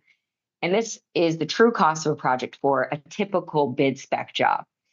As you can see, it breaks up each part of the procurement process into different contracts, right? Each one has to be a different procurement. Study, design, construction, commissioning. Each takes its own amount of time. The first study may take 1 to 3 months by one engineering firm. Actual design for 3 to 9 months for another engineering firm. Then you actually have to go out to procurement for 1 to 2 months. Then you enter into construction, which might take 1 year to 1.5 years, completed by a general contractor who has contractors underneath them. It's going to be commissioned by a separate party. And then at the end of the day, you might have folks pointing fingers at each other saying, no, it actually wasn't me, it was the design. No, it wasn't the design, it was the equipment. No, it wasn't the equipment, it was the commissioning. And it makes it a little bit confusing on who actually owns the end result of our buildings working the way that they should and giving us a result that works for us for the long term. And you have additional upfront costs on top of that, as far as it relates to additional design, having an owner's project manager, and having to hold contingency for a project like this, because you know for a fact that you're going to be handed a couple change orders when things arise, specifically in an existing building.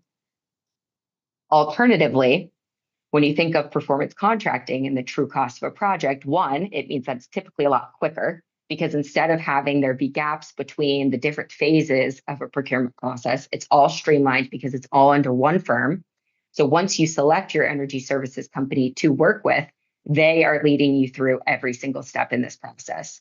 And they, at the end of it, are owning the end result, and they're giving you a fixed firm price. So once you know the cost of the project and you've signed on the dotted line, unless anything egregious happens, for the most part, we commit to what we've contracted with you for that scope of work. Unless you're adding scope or taking away scope, then the end result of what we will deliver to you would be the same. So you're not paying those upfront engineering fees. You're not holding the owner's project manager fees throughout the whole process. And it's the guaranteed fixed firm price that gives you just a little limited risk when it comes to this kind of inflationary environment that we're in right now. We plan and we budget for all of that ourselves. So why Trane? Why have some entities in the past selected Trane to partner with? And I think the heart of it is that most people know Trane, right? But they think of us exclusively as a manufacturer of HVAC systems. But that's really not all we do. It is, in fact, our bread and butter, right? It's what we're the absolute best at. We manufacture this equipment, we design it, we know it the best. But we have a significant number of capabilities above and beyond that. We're a certified engineering services firm. We have engineers, we have control engineers, energy engineers, project developers. We do have renewable energy folks on our team. We have people focused on financing. We have people focused on exclusively servicing our equipment. And we really have almost all of the horsepower of what you would need to work on these complicated, comprehensive projects in buildings, because we do know buildings the absolute best. We've done over $1 billion. I think it's probably closer to $2 billion at this point across the country. And here locally, we also have a really extensive team that works exclusively on projects like this.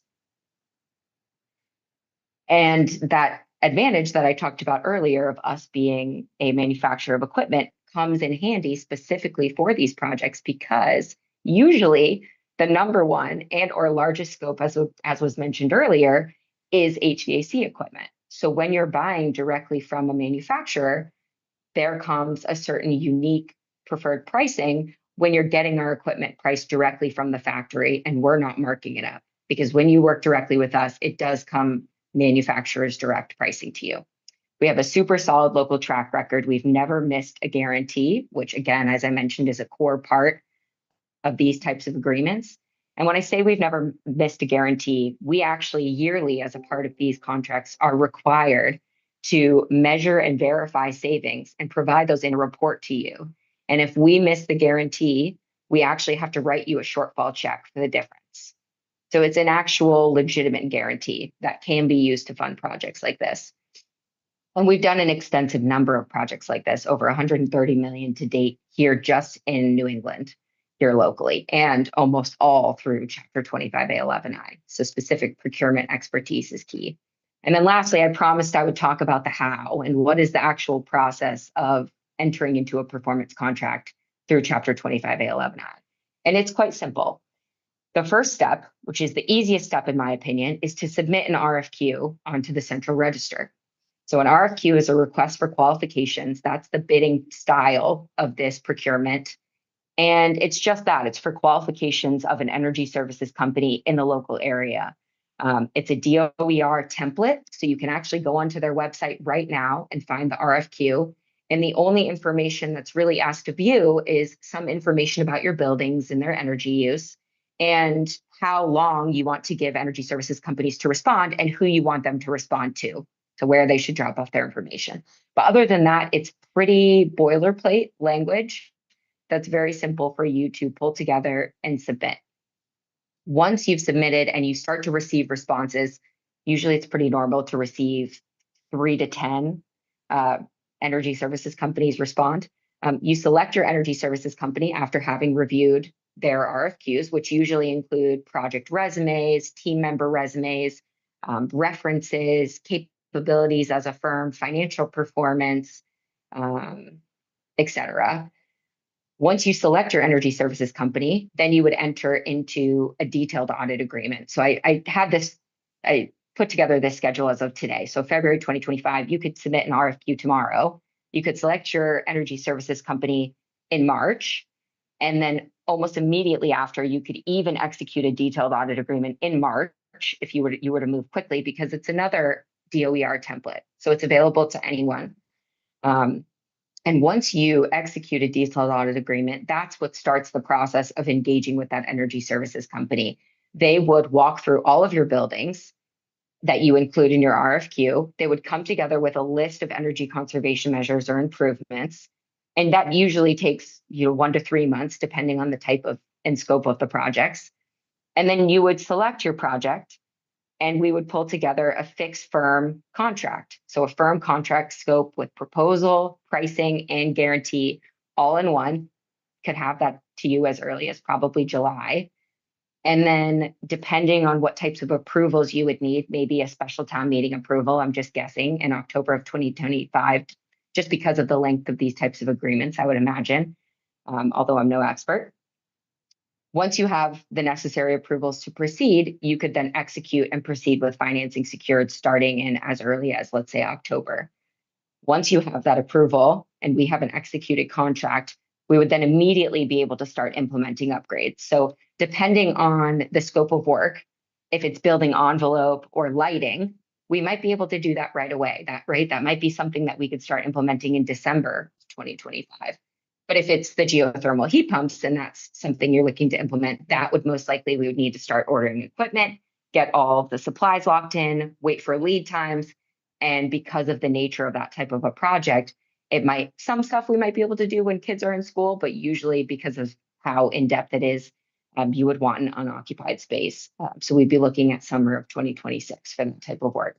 And then post-installation, we would be maintaining systems, both you and us, depending on what type of combination of servicing is into the contract, and then guaranteeing energy savings for the full term of the agreement. So up to the 20-year term of which the legislation allows.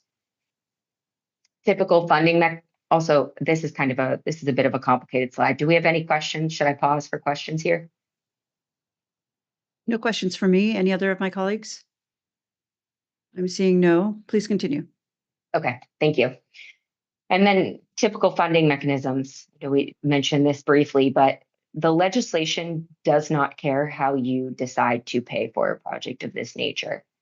So whether that be cash and available budgeted capital, whether that's a combination of incentive funds and cash, incentive funds and a tax-exempt lease purchase, exclusively a bond, it does not matter to the legislation or to the energy services company. Usually it is all up to you how you elect to pay for it. But I like to put this slide up here because I want you to understand that it is flexible in how you can pay for it. So whether the funds are available or a combination of funding mechanisms are desired, we walk through the funding process with all of our customers to assist them in finding the best choice for them. And then lastly, I'd like to close out my slides with just summarizing the benefits. And it really buckets into 3 different categories. It's fiscal and using community funds to the best possible way, taxpayer funds; social, optimizing indoor air quality and positively impacting teachers and students; and then environmental, measurably reducing your utility consumption and your emissions, which it sounds like this school committee really cares about, which is exciting. And with that, I wanted to open the floor to Q&A. Thank you, Morgan and Max. Let's open it up to questions. If we could stop sharing the screen and we can see one another better.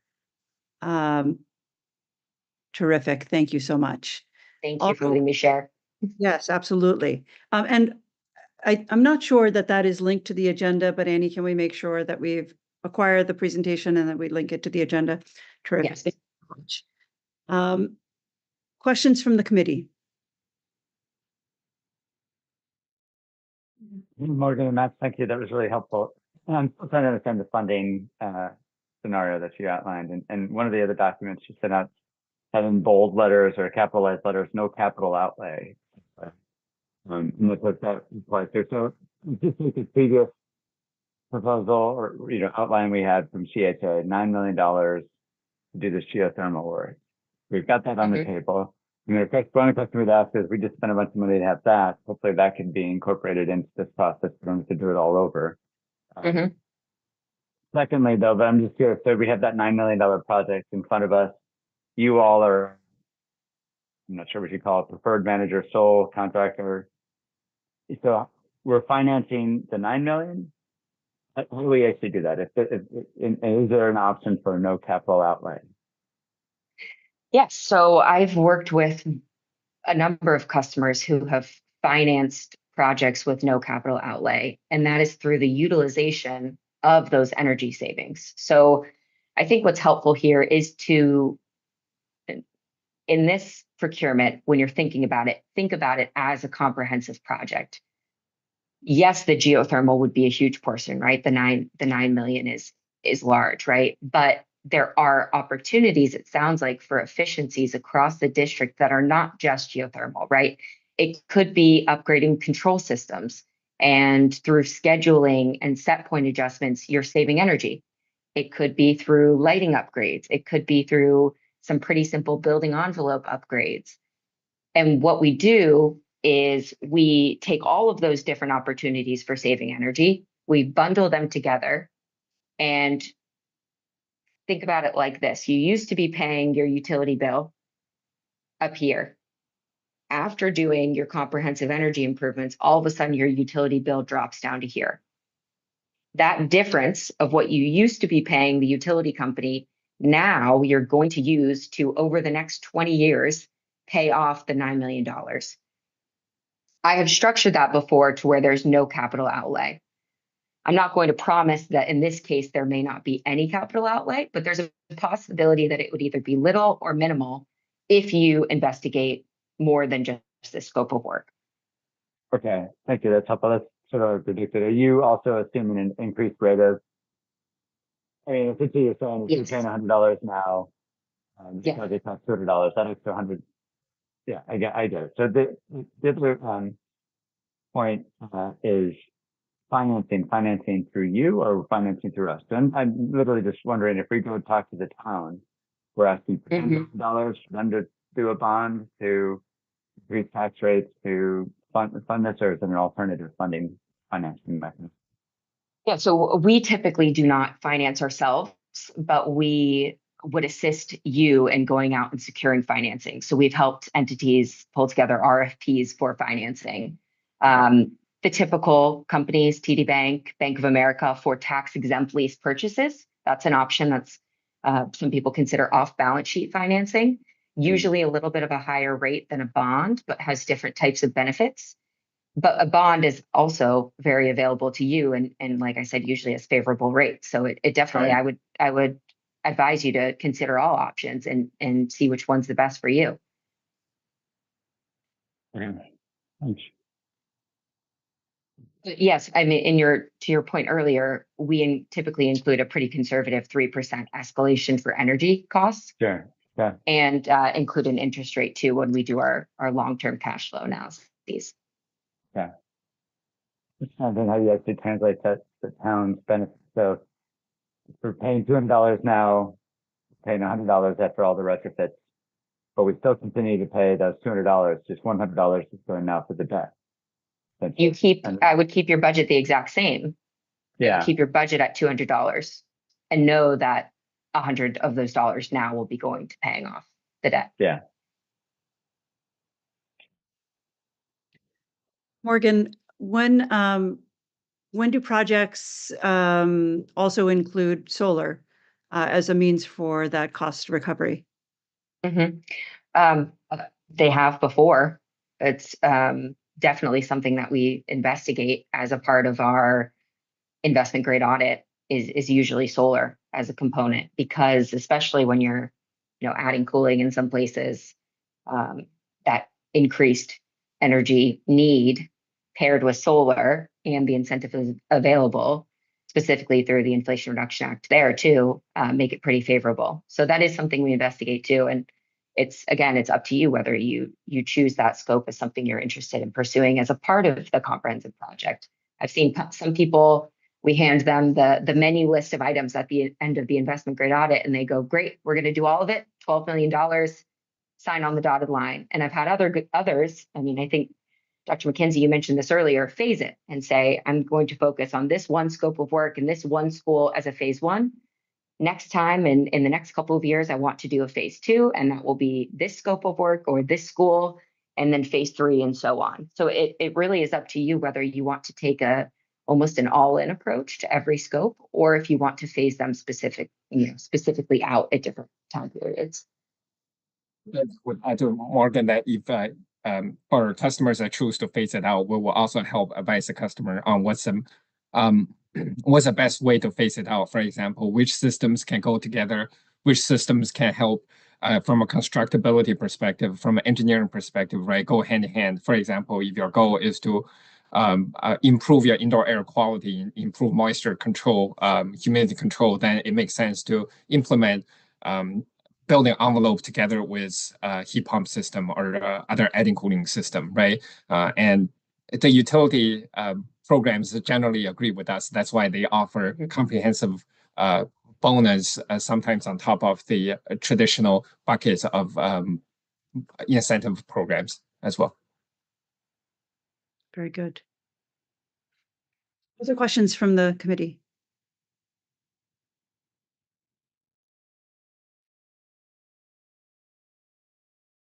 Nothing. I feel like all the questions you asked helped kind of clear a lot of things that were going through my head. So I appreciate that. Thank you, Ethan. Tara? I don't have any questions either. It would be helpful to have that presentation just to digest it a little bit more, because I have a lot going on in my head. I think I need to digest a little bit here. Thank you, Tara. 100%. I'll include it. Thank you. Christine? I agree with Tara. I just, there's a lot to take in. But no, thank you for the presentation. It was great. Yeah, Oh, sorry, go ahead. oh, please, Paul, go ahead. would you need some question to bring to some of the town, like the capital committee and Linda Sanderson, to talk about what would actually be the ask of the town in town meeting and how they would finance that. Because as Right. Morgan says, if our energy cost is wrapped into our overall budget goes up each year. Some of it is energy, some small portion, whatever that is. But if that stays consistent, but yet they've had to finance it through a $10 million bond, here's how that all works and what Linda would say about that. And I think what's important there too is you have all the information right now, or you have 90% of the information right now for one scope of work, right? But there's still a lot of missing information as it relates to all of the other scopes of work that are available to you and the other options and opportunities. And that would only be found after entering into an RFQ, selecting an energy services company, and entering into an investment grade audit with them. So it's almost, getting all of the information and all the pieces first, and then walking through selecting your project, right? Obviously, you don't want to enter into an RFQ if you don't have any intention of doing any project. And there is no fee for doing an investment grade audit with an energy services company, but typically an investment grade audit will include a breakup fee. And that's so that you don't enter into the whole process and have an energy services company do all of this investment and discovery work, right? And engineering and development and all that. And you, at the end of the day, decide to do no project at all. So that is, I would suggest that you really do, if you're interested in doing anything with any energy services company through this procurement, and this procurement sounds interesting to you as an avenue for getting this type of work done that you're interested in doing, I would submit the RFQ and start through that process before, worrying about financing or funding, because there's still, again, so much unknown information. I mean, of course, I would suggest you do and get all the information and have all the conversations that are important to you. But I just wanted to make that point too. I've never heard of that before, a breakup fee, but that makes a lot of sense that you might provide something like that. It's nice to know that there is an entity that understands soup to nuts this entire energy piece. And that's something that I think has been missing. We've gotten a little bit of incentive knowledge from our amazing partners at Undaunted K-12. We've gotten a little bit of knowledge from Eversource, but clearly they didn't, know everything. CHS has an incredible amount of information, but to look at it in a truly comprehensive manner, and then to be able to guarantee that you're going to help us achieve those savings, and that is offset by, the cost of the project is offset by those savings. That's a very attractive proposition. I'm surprised that we hadn't heard about it up until now, but I'm really grateful, Annie, that you're bringing this to us, and that we can explore this pathway. I have to say, the 9 million was a little bit of sticker shock coming from the original 3 million that we had discussed. But to know that there's even with those substantially larger numbers, it could, once we re-examine with the incentives and the other facets, it could bring the project scope to a much more manageable level, is what I'm hearing. Yeah, and that's the beauty of having a comprehensive project, right? Sometimes a single project by itself may not make sense, but it may be helped by having implemented in conjunction with other projects, from a financial, whether from an engineering perspective or from a financial perspective. I know that the CHA team did a lot of work, right? And that really speaks to the complication of working around the existing system, is that sometimes you don't get more informed knowledge until you really dig in, right? So that's our job, is that when we perform what we call the investment grade audit, right? That's our job, to dig deeper into the system. That's why we invest a lot of time in that. That's part of the reason, we want the customer to work with us. the breakup fee is really there just so that the customer, the customer has a motivation to work with us. We want to make sure the customer has motivation to work with us. At the end of the day, what we typically invest into an investment grade audit is way more resources than what we can recover from the breakup fee. And I don't think we've, at least from during my time at Train, I've never had experienced a customer paying the breakup fee, right? The scope might adjust based on what we find, and we work with collaboratively with customer in terms of you might think initially idea is good, but let's see what we find, right? Maybe it becomes better together with other projects, and maybe a slight change of a strategy is warranted, but we adapt with the customer needs all the time. Thank you, Max. All right.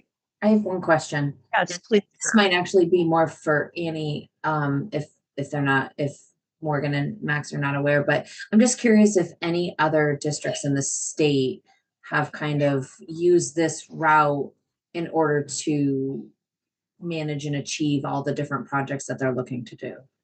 I know that Morgan knows, because that's a slide she didn't show us. So I know that they've worked with a number of districts. Yes, I mean, we've worked with, like you said, a number. I mean, that was I think the over $130 million we've done in the state is with other districts, municipalities, or K-12, exclusively, regional school districts, vocational technical schools that have done projects like this, either all in one projects, so the 12 million all at once, or I think 1 to 10 million all at once, or phased. So I have one customer that phased 5 different phases for $19 million. I have one customer that we are on phase 8. We've probably done close to $30 million.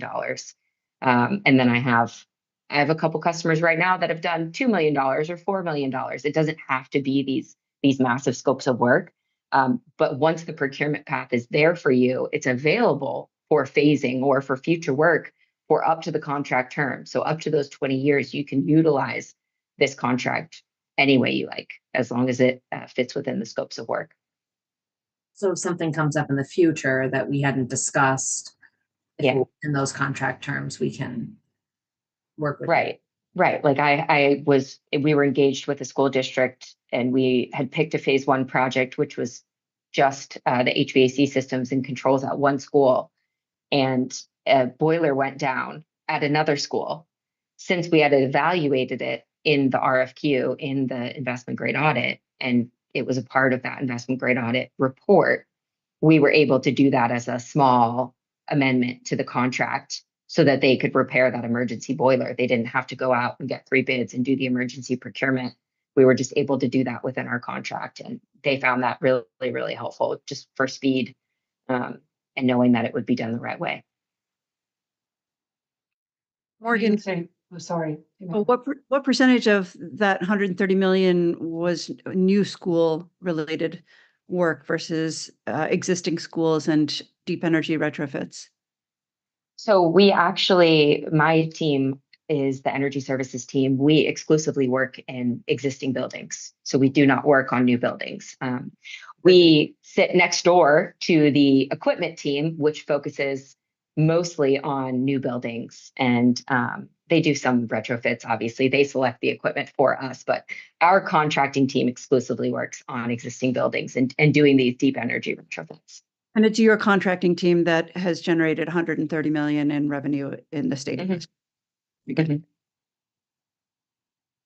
was just going to offer as kind of a tying it together, just to quickly say out loud where we've been. We did a complete kind of quick look to ask the question, what makes sense going forward at Hopkins Academy? And within that, recommended kind of everything we could do to bring Hopkins Academy into better condition.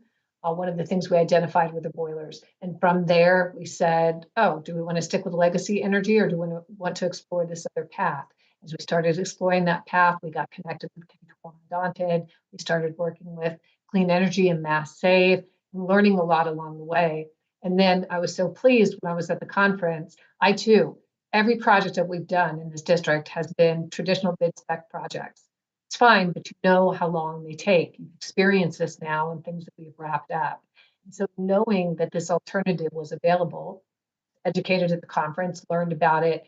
Chris and Mike Mason and I followed up with Morgan and Max to learn more. And we thought it would be helpful for the school committee. And I'm grateful that David Phil is here from the select board, our liaison to the select board.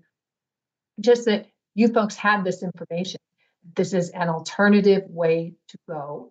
Since we have to just think narrowly about traditional bid spec approaches.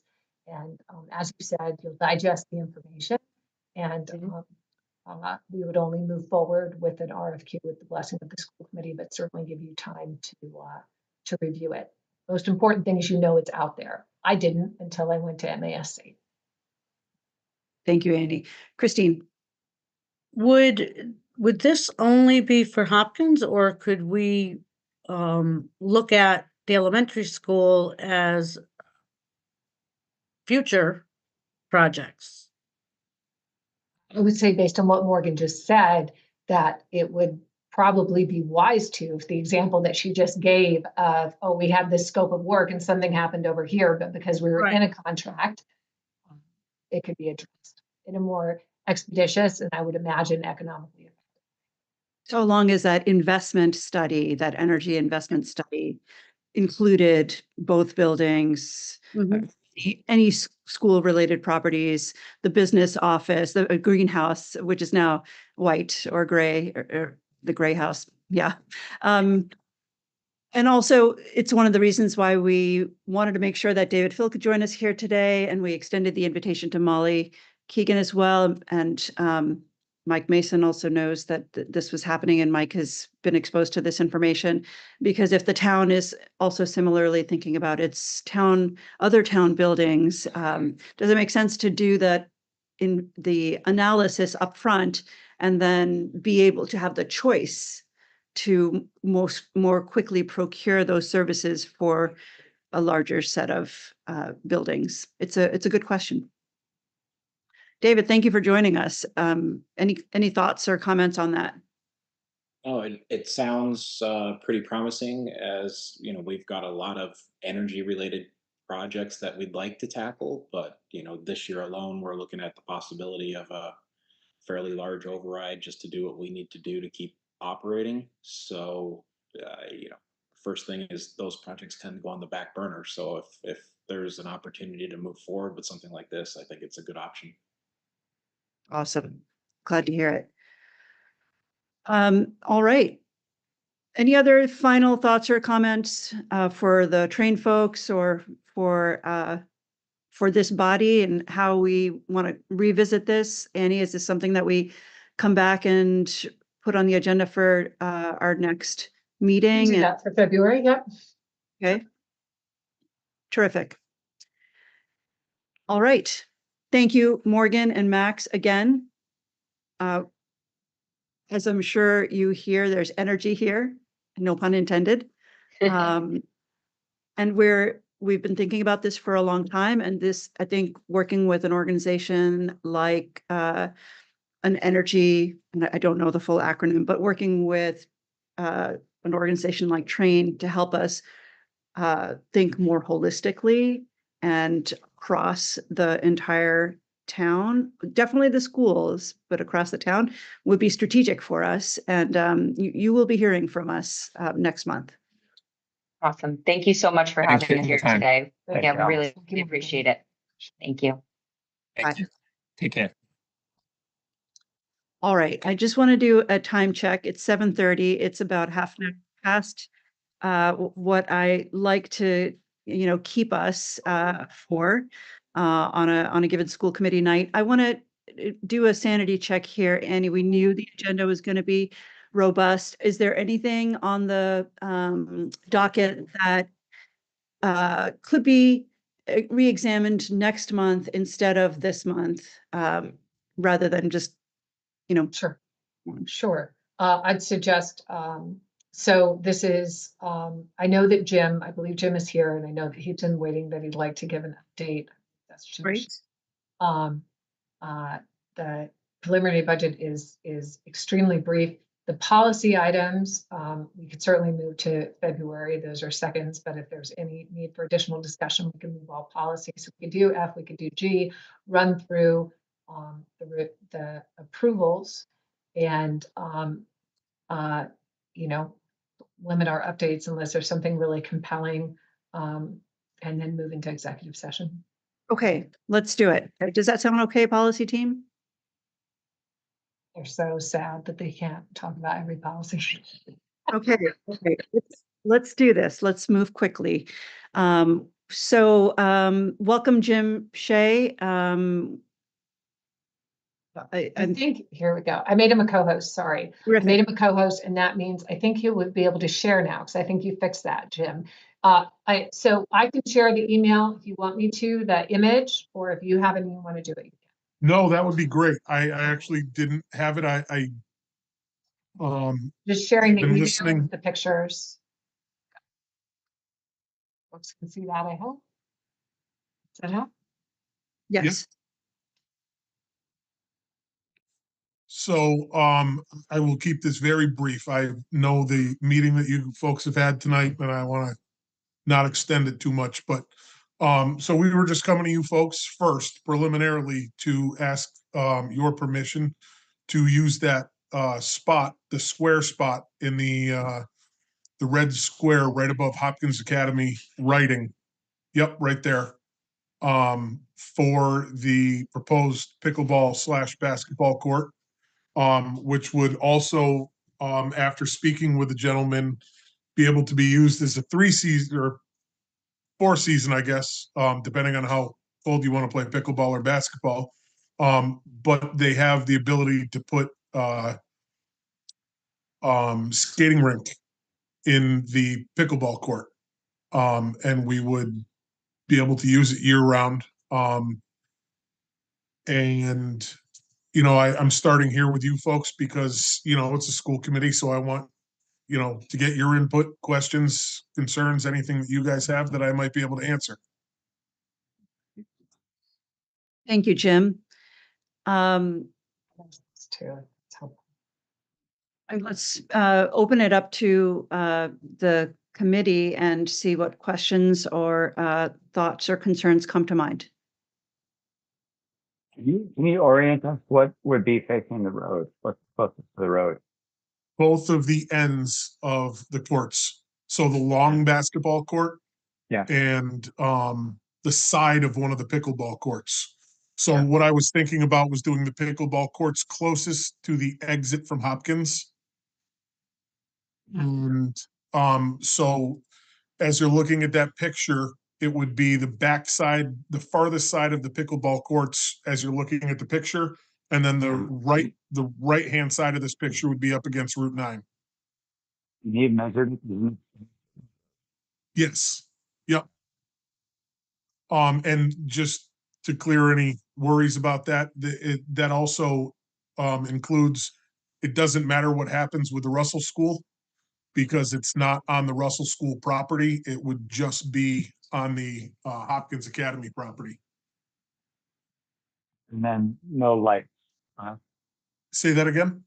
Any lights? So yeah, so the plan was just to do a few solar lights. So they could use it earlier in the spring and a little bit, you know, later into the fall. The plans are not to allow it to be used during school, just like the playgrounds. So obviously Hopkins would have first dibs on anything during school hours. You know, I know that they have a pickleball section in their physical education classes.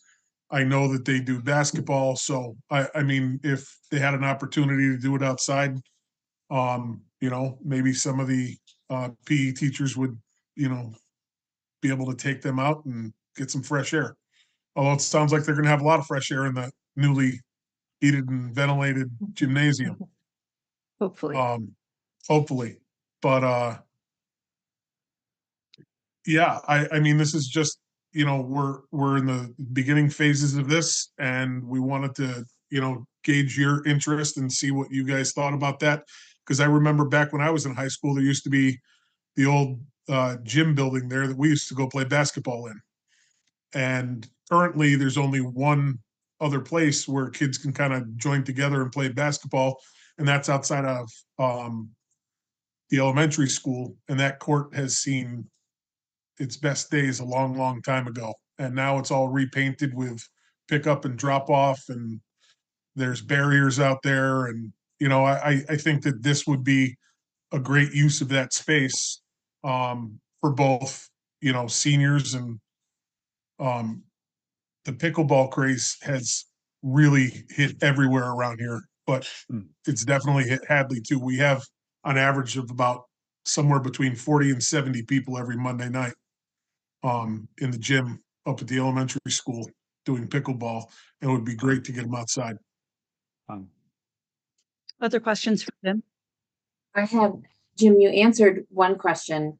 And so it not being utilized during school hours, that was one question. So that answered.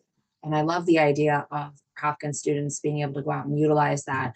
I guess I had two things that I was thinking about it.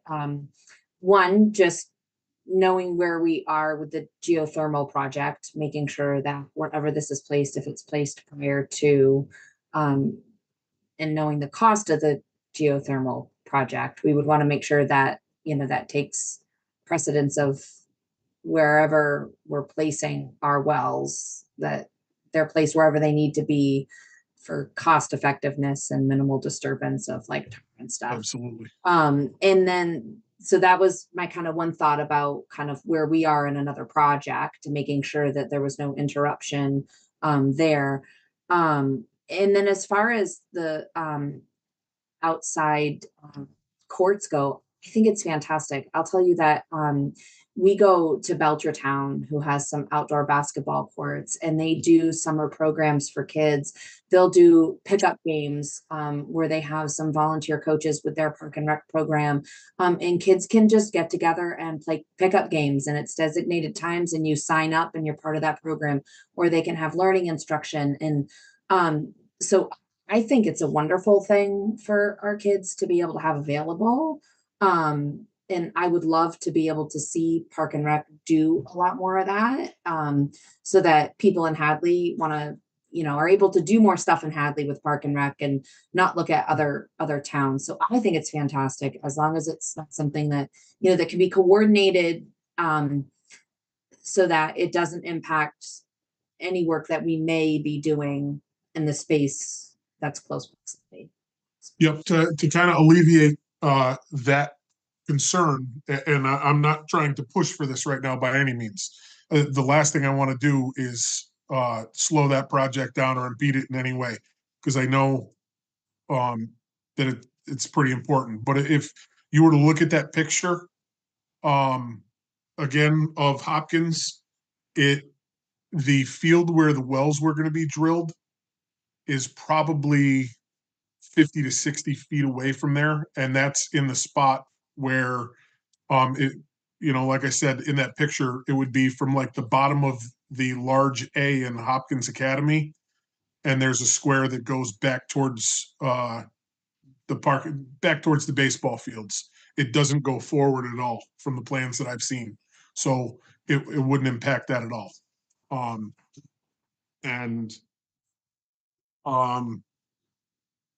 Yeah, so and part of the other thing is we were going to also install some pads for picnic tables. So people that are waiting for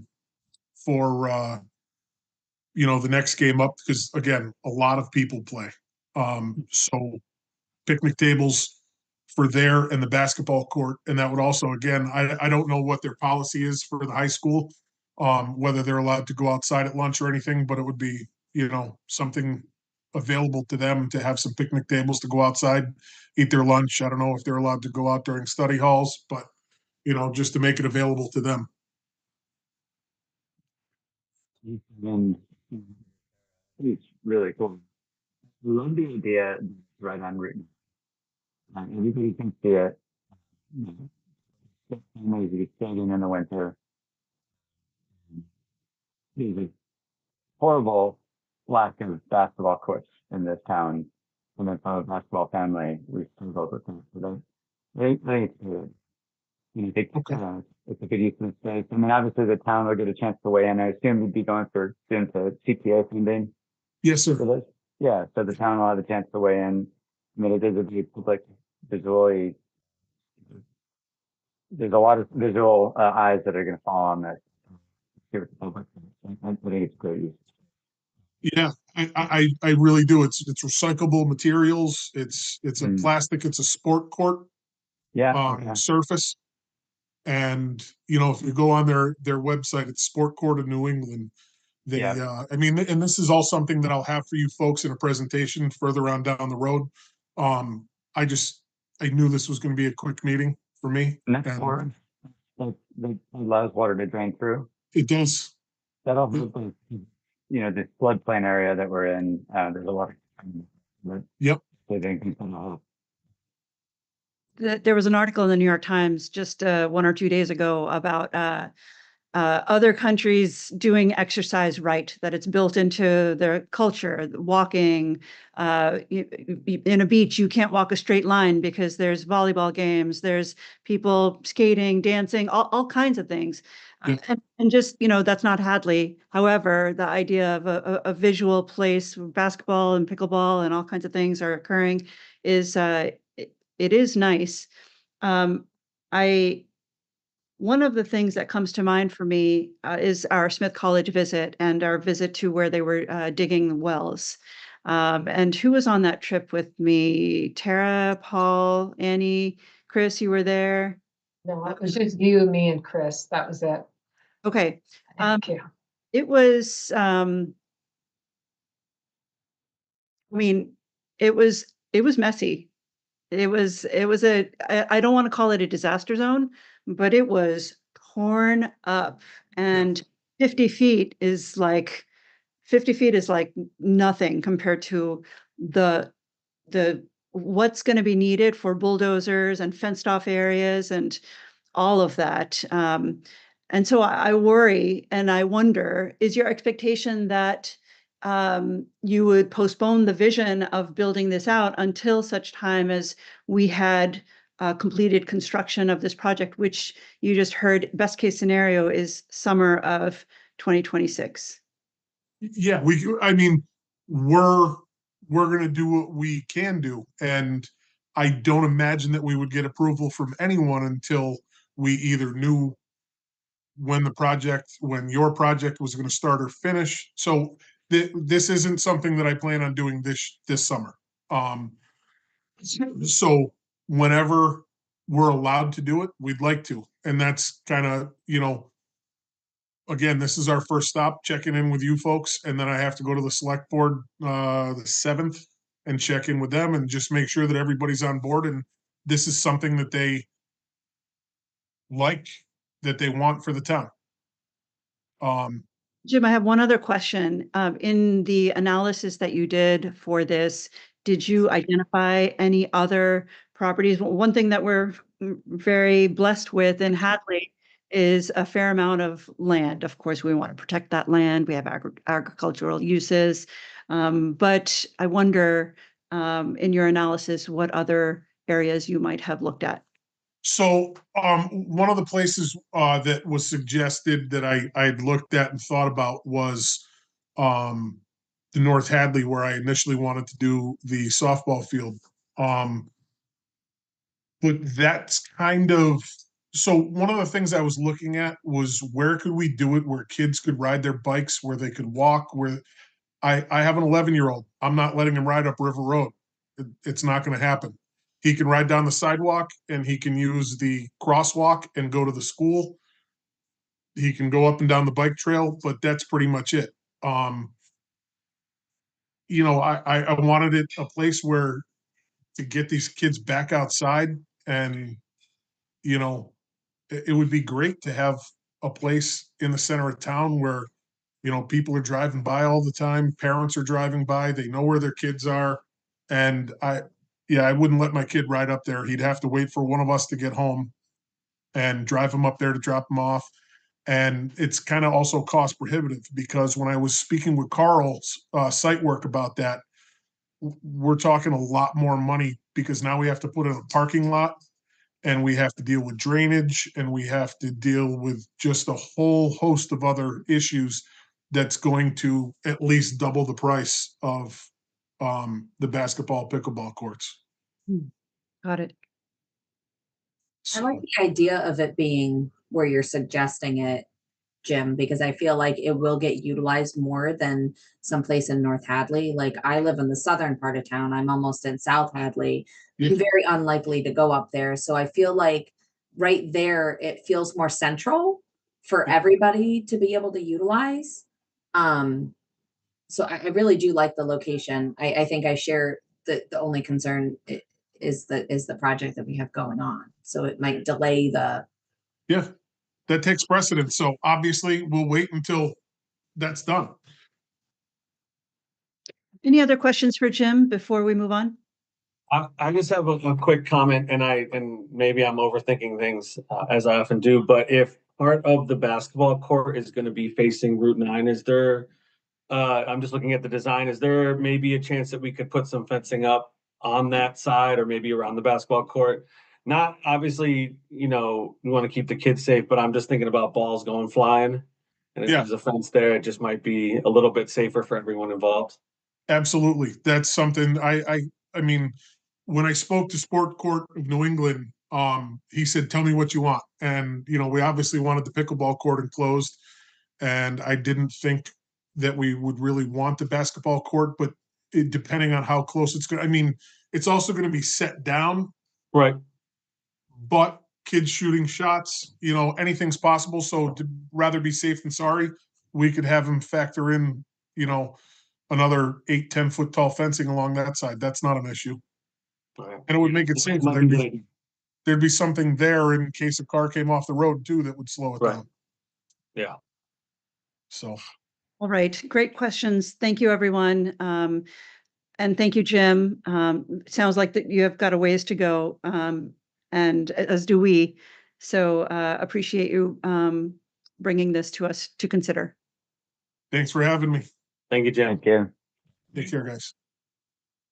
All right. Looking over this agenda, we are having a quick preliminary budget conversation. Annie and Chris? Yeah, just a very quick. So we'll have documents for you next week, next school committee meeting. Chris and I met with Linda Sanderson and with interim town administrator Chief Mason. So here's what we're looking at right now. Preliminary cherry sheets, which is the governor's budget, they have been distributed, so they've been issued. And Chapter 70 aid for town, local aid for schools, is expected to only increase by 2% or $32,625. That's all the additional local aid that the town at this point, based on the governor's budget, would receive. That is connected to the Chapter 70 formula, so I don't see Chapter 70 changing. Our charter school net tuition cost, which the town absorbs, is expected to increase by 54,179 students. It's a 7% increase. However, it only represents an increase of 2 students. And the good news is school choice sending tuition, which affects the town, is expected to decrease by about $35,000 or 10% from the prior year. But unfortunately, again, Chapter 70 right now looks like the town would only receive a 2% increase, which for this town is just about $37,000 in local aid. So having said all of that, when we met with the town, and you heard David say also that the town is looking at some pretty significant fiscal constraints and innovative strategies for funding fiscal year 26. We set a target of really trying to make sure that local contribution comes in at roughly a 3% increase to local. So that's what Chris and I are trying to do. So we'll be talking a bit in executive session about some of the other things that are factoring into the budget right now. I just wanted to give that update, and then you'll have some documentation next month. Great. Thank you, Annie. We look forward to that. Okay, moving into action items. Do I hear a motion to approve the Hadley Elementary School, Hopkins Academy, and Hadley Public Schools district improvement plans? So moved. Do I hear a second? Second. All in favor? Aye. Terrific. We're holding on policies. We're moving next to the approval of the payroll and expense warrants for December. Do I hear a motion to approve those? So moved. Seconded. All in favor? Aye. Aye. Terrific. How about an approval for the school committee minutes of December 16th? So moved. All in favor? Aye. Terrific. Real quick, Tara, what's up with playground, CPAC and CES? CES meets on Wednesday this week, so I'll update February. CPAC met this morning and we had a presentation from our SLP, Kim Stillwell. It was fantastic. Celia already went over a lot of the CPAC, so it's just great to have a group back functioning. Playground, Chris has worked to get a list together of potential companies to be able to look into and go out to bid for our surfacing, which we're going to look to get done over the summer. And CPA is looking for an update on that. So I'm going to touch base with Chris maybe tomorrow or later this week to get the kind of exactly where we stand so we can get that to CPA for their next meeting. Terrific. Thank you. All right. Finance side, I think Annie's update and David's words of a moment ago should suffice. I do want to ask, there's a February 5th presentation department update to school board on my calendar. Annie, I think they rotate in different boards. Is that still on? That's February 5th. You had sent. Okay. Shoot. Yes. Want to look into that? Sure will. Oh, yeah, I do see that. Okay. Thanks. Thanks for letting me know if that's definitely on or not. Fields, Paul and Chris, but Paul. We're working on the sign, we did the sign language. And the language for the sign, yes, we're working on it. Okay. Send you an update. Yes, I can send that to you tomorrow. I did make the changes that you proposed and confirmed, other items that you just had questions on. I can send it over tomorrow. Sure. All right, so we might see that next month, Paul? Sounds like it, yeah. Okay, Chris terrific. was really been doing the yeoman's amount of the work. Thanks. Awesome. Okay, moving on to capital, Christine. Nothing to report. Okay, while I have you, I'll mention that I think town hall sent over that a certain election is coming to you, Yes. and I just wanted to, well, I would have said this to you privately, but I'm going to say it publicly. I hope you plan to run again because you've been a great partner to work with. So you don't have to say anything. You don't have to say anything. You don't have to, commit, but it would be great to have your ongoing participation. Thank you, man. Thanks. All in favor? Yeah, that's. Public pressure. She's running. All right, on the policy end, Ethan, I know we skipped over all of your and Christine's work, but is there anything to add? No, we did not have our meeting today because of ongoing negotiations, so nothing to report back. We'll be back next month. Okay, great. Our rep is not here today, but hopefully next month. General announcements, David Phil was here. It was great to hear a few words from him directly about the town and finances. And potentially partnering with us to extend trains over, an energy company's overview, bird's eye view of energy needs across Hadley, potentially. So that would be neat. All right, we're going to move next into executive session, and I am entertaining a motion to discuss strategy with respect to collective bargaining or litigation, because an open meeting may have detrimental effect on the bargaining or litigating position of the public body, and I've declared that we're not returning to open session. Do I hear? So moved. Okay, and a second? Second. All in favor? Unfortunately, you have to do roll call. Yes. Okay, terrific. Let's start with Ethan. Yes, aye. Paul? Sarah? Yes. Christine? Yep. Mira, yes. Okay, Terrific. It's official. Before we disband, let's just mention that our next meeting dates are February 27th, Monday, the 27th, 4 The o'clock. 24th. I must have the wrong thing there. I apologize. So Monday is the 24th of February. My mistake. Okay. All right. All right. So next meeting is Monday, February 24th, at 4 o'clock, policy subcommittee, 5:30, the regular school committee. And thank you to the public watching, and yeah, great meeting. Went only an hour over. All right, we're gonna, shall I put us into a breakout room? Let's see, Hadley Media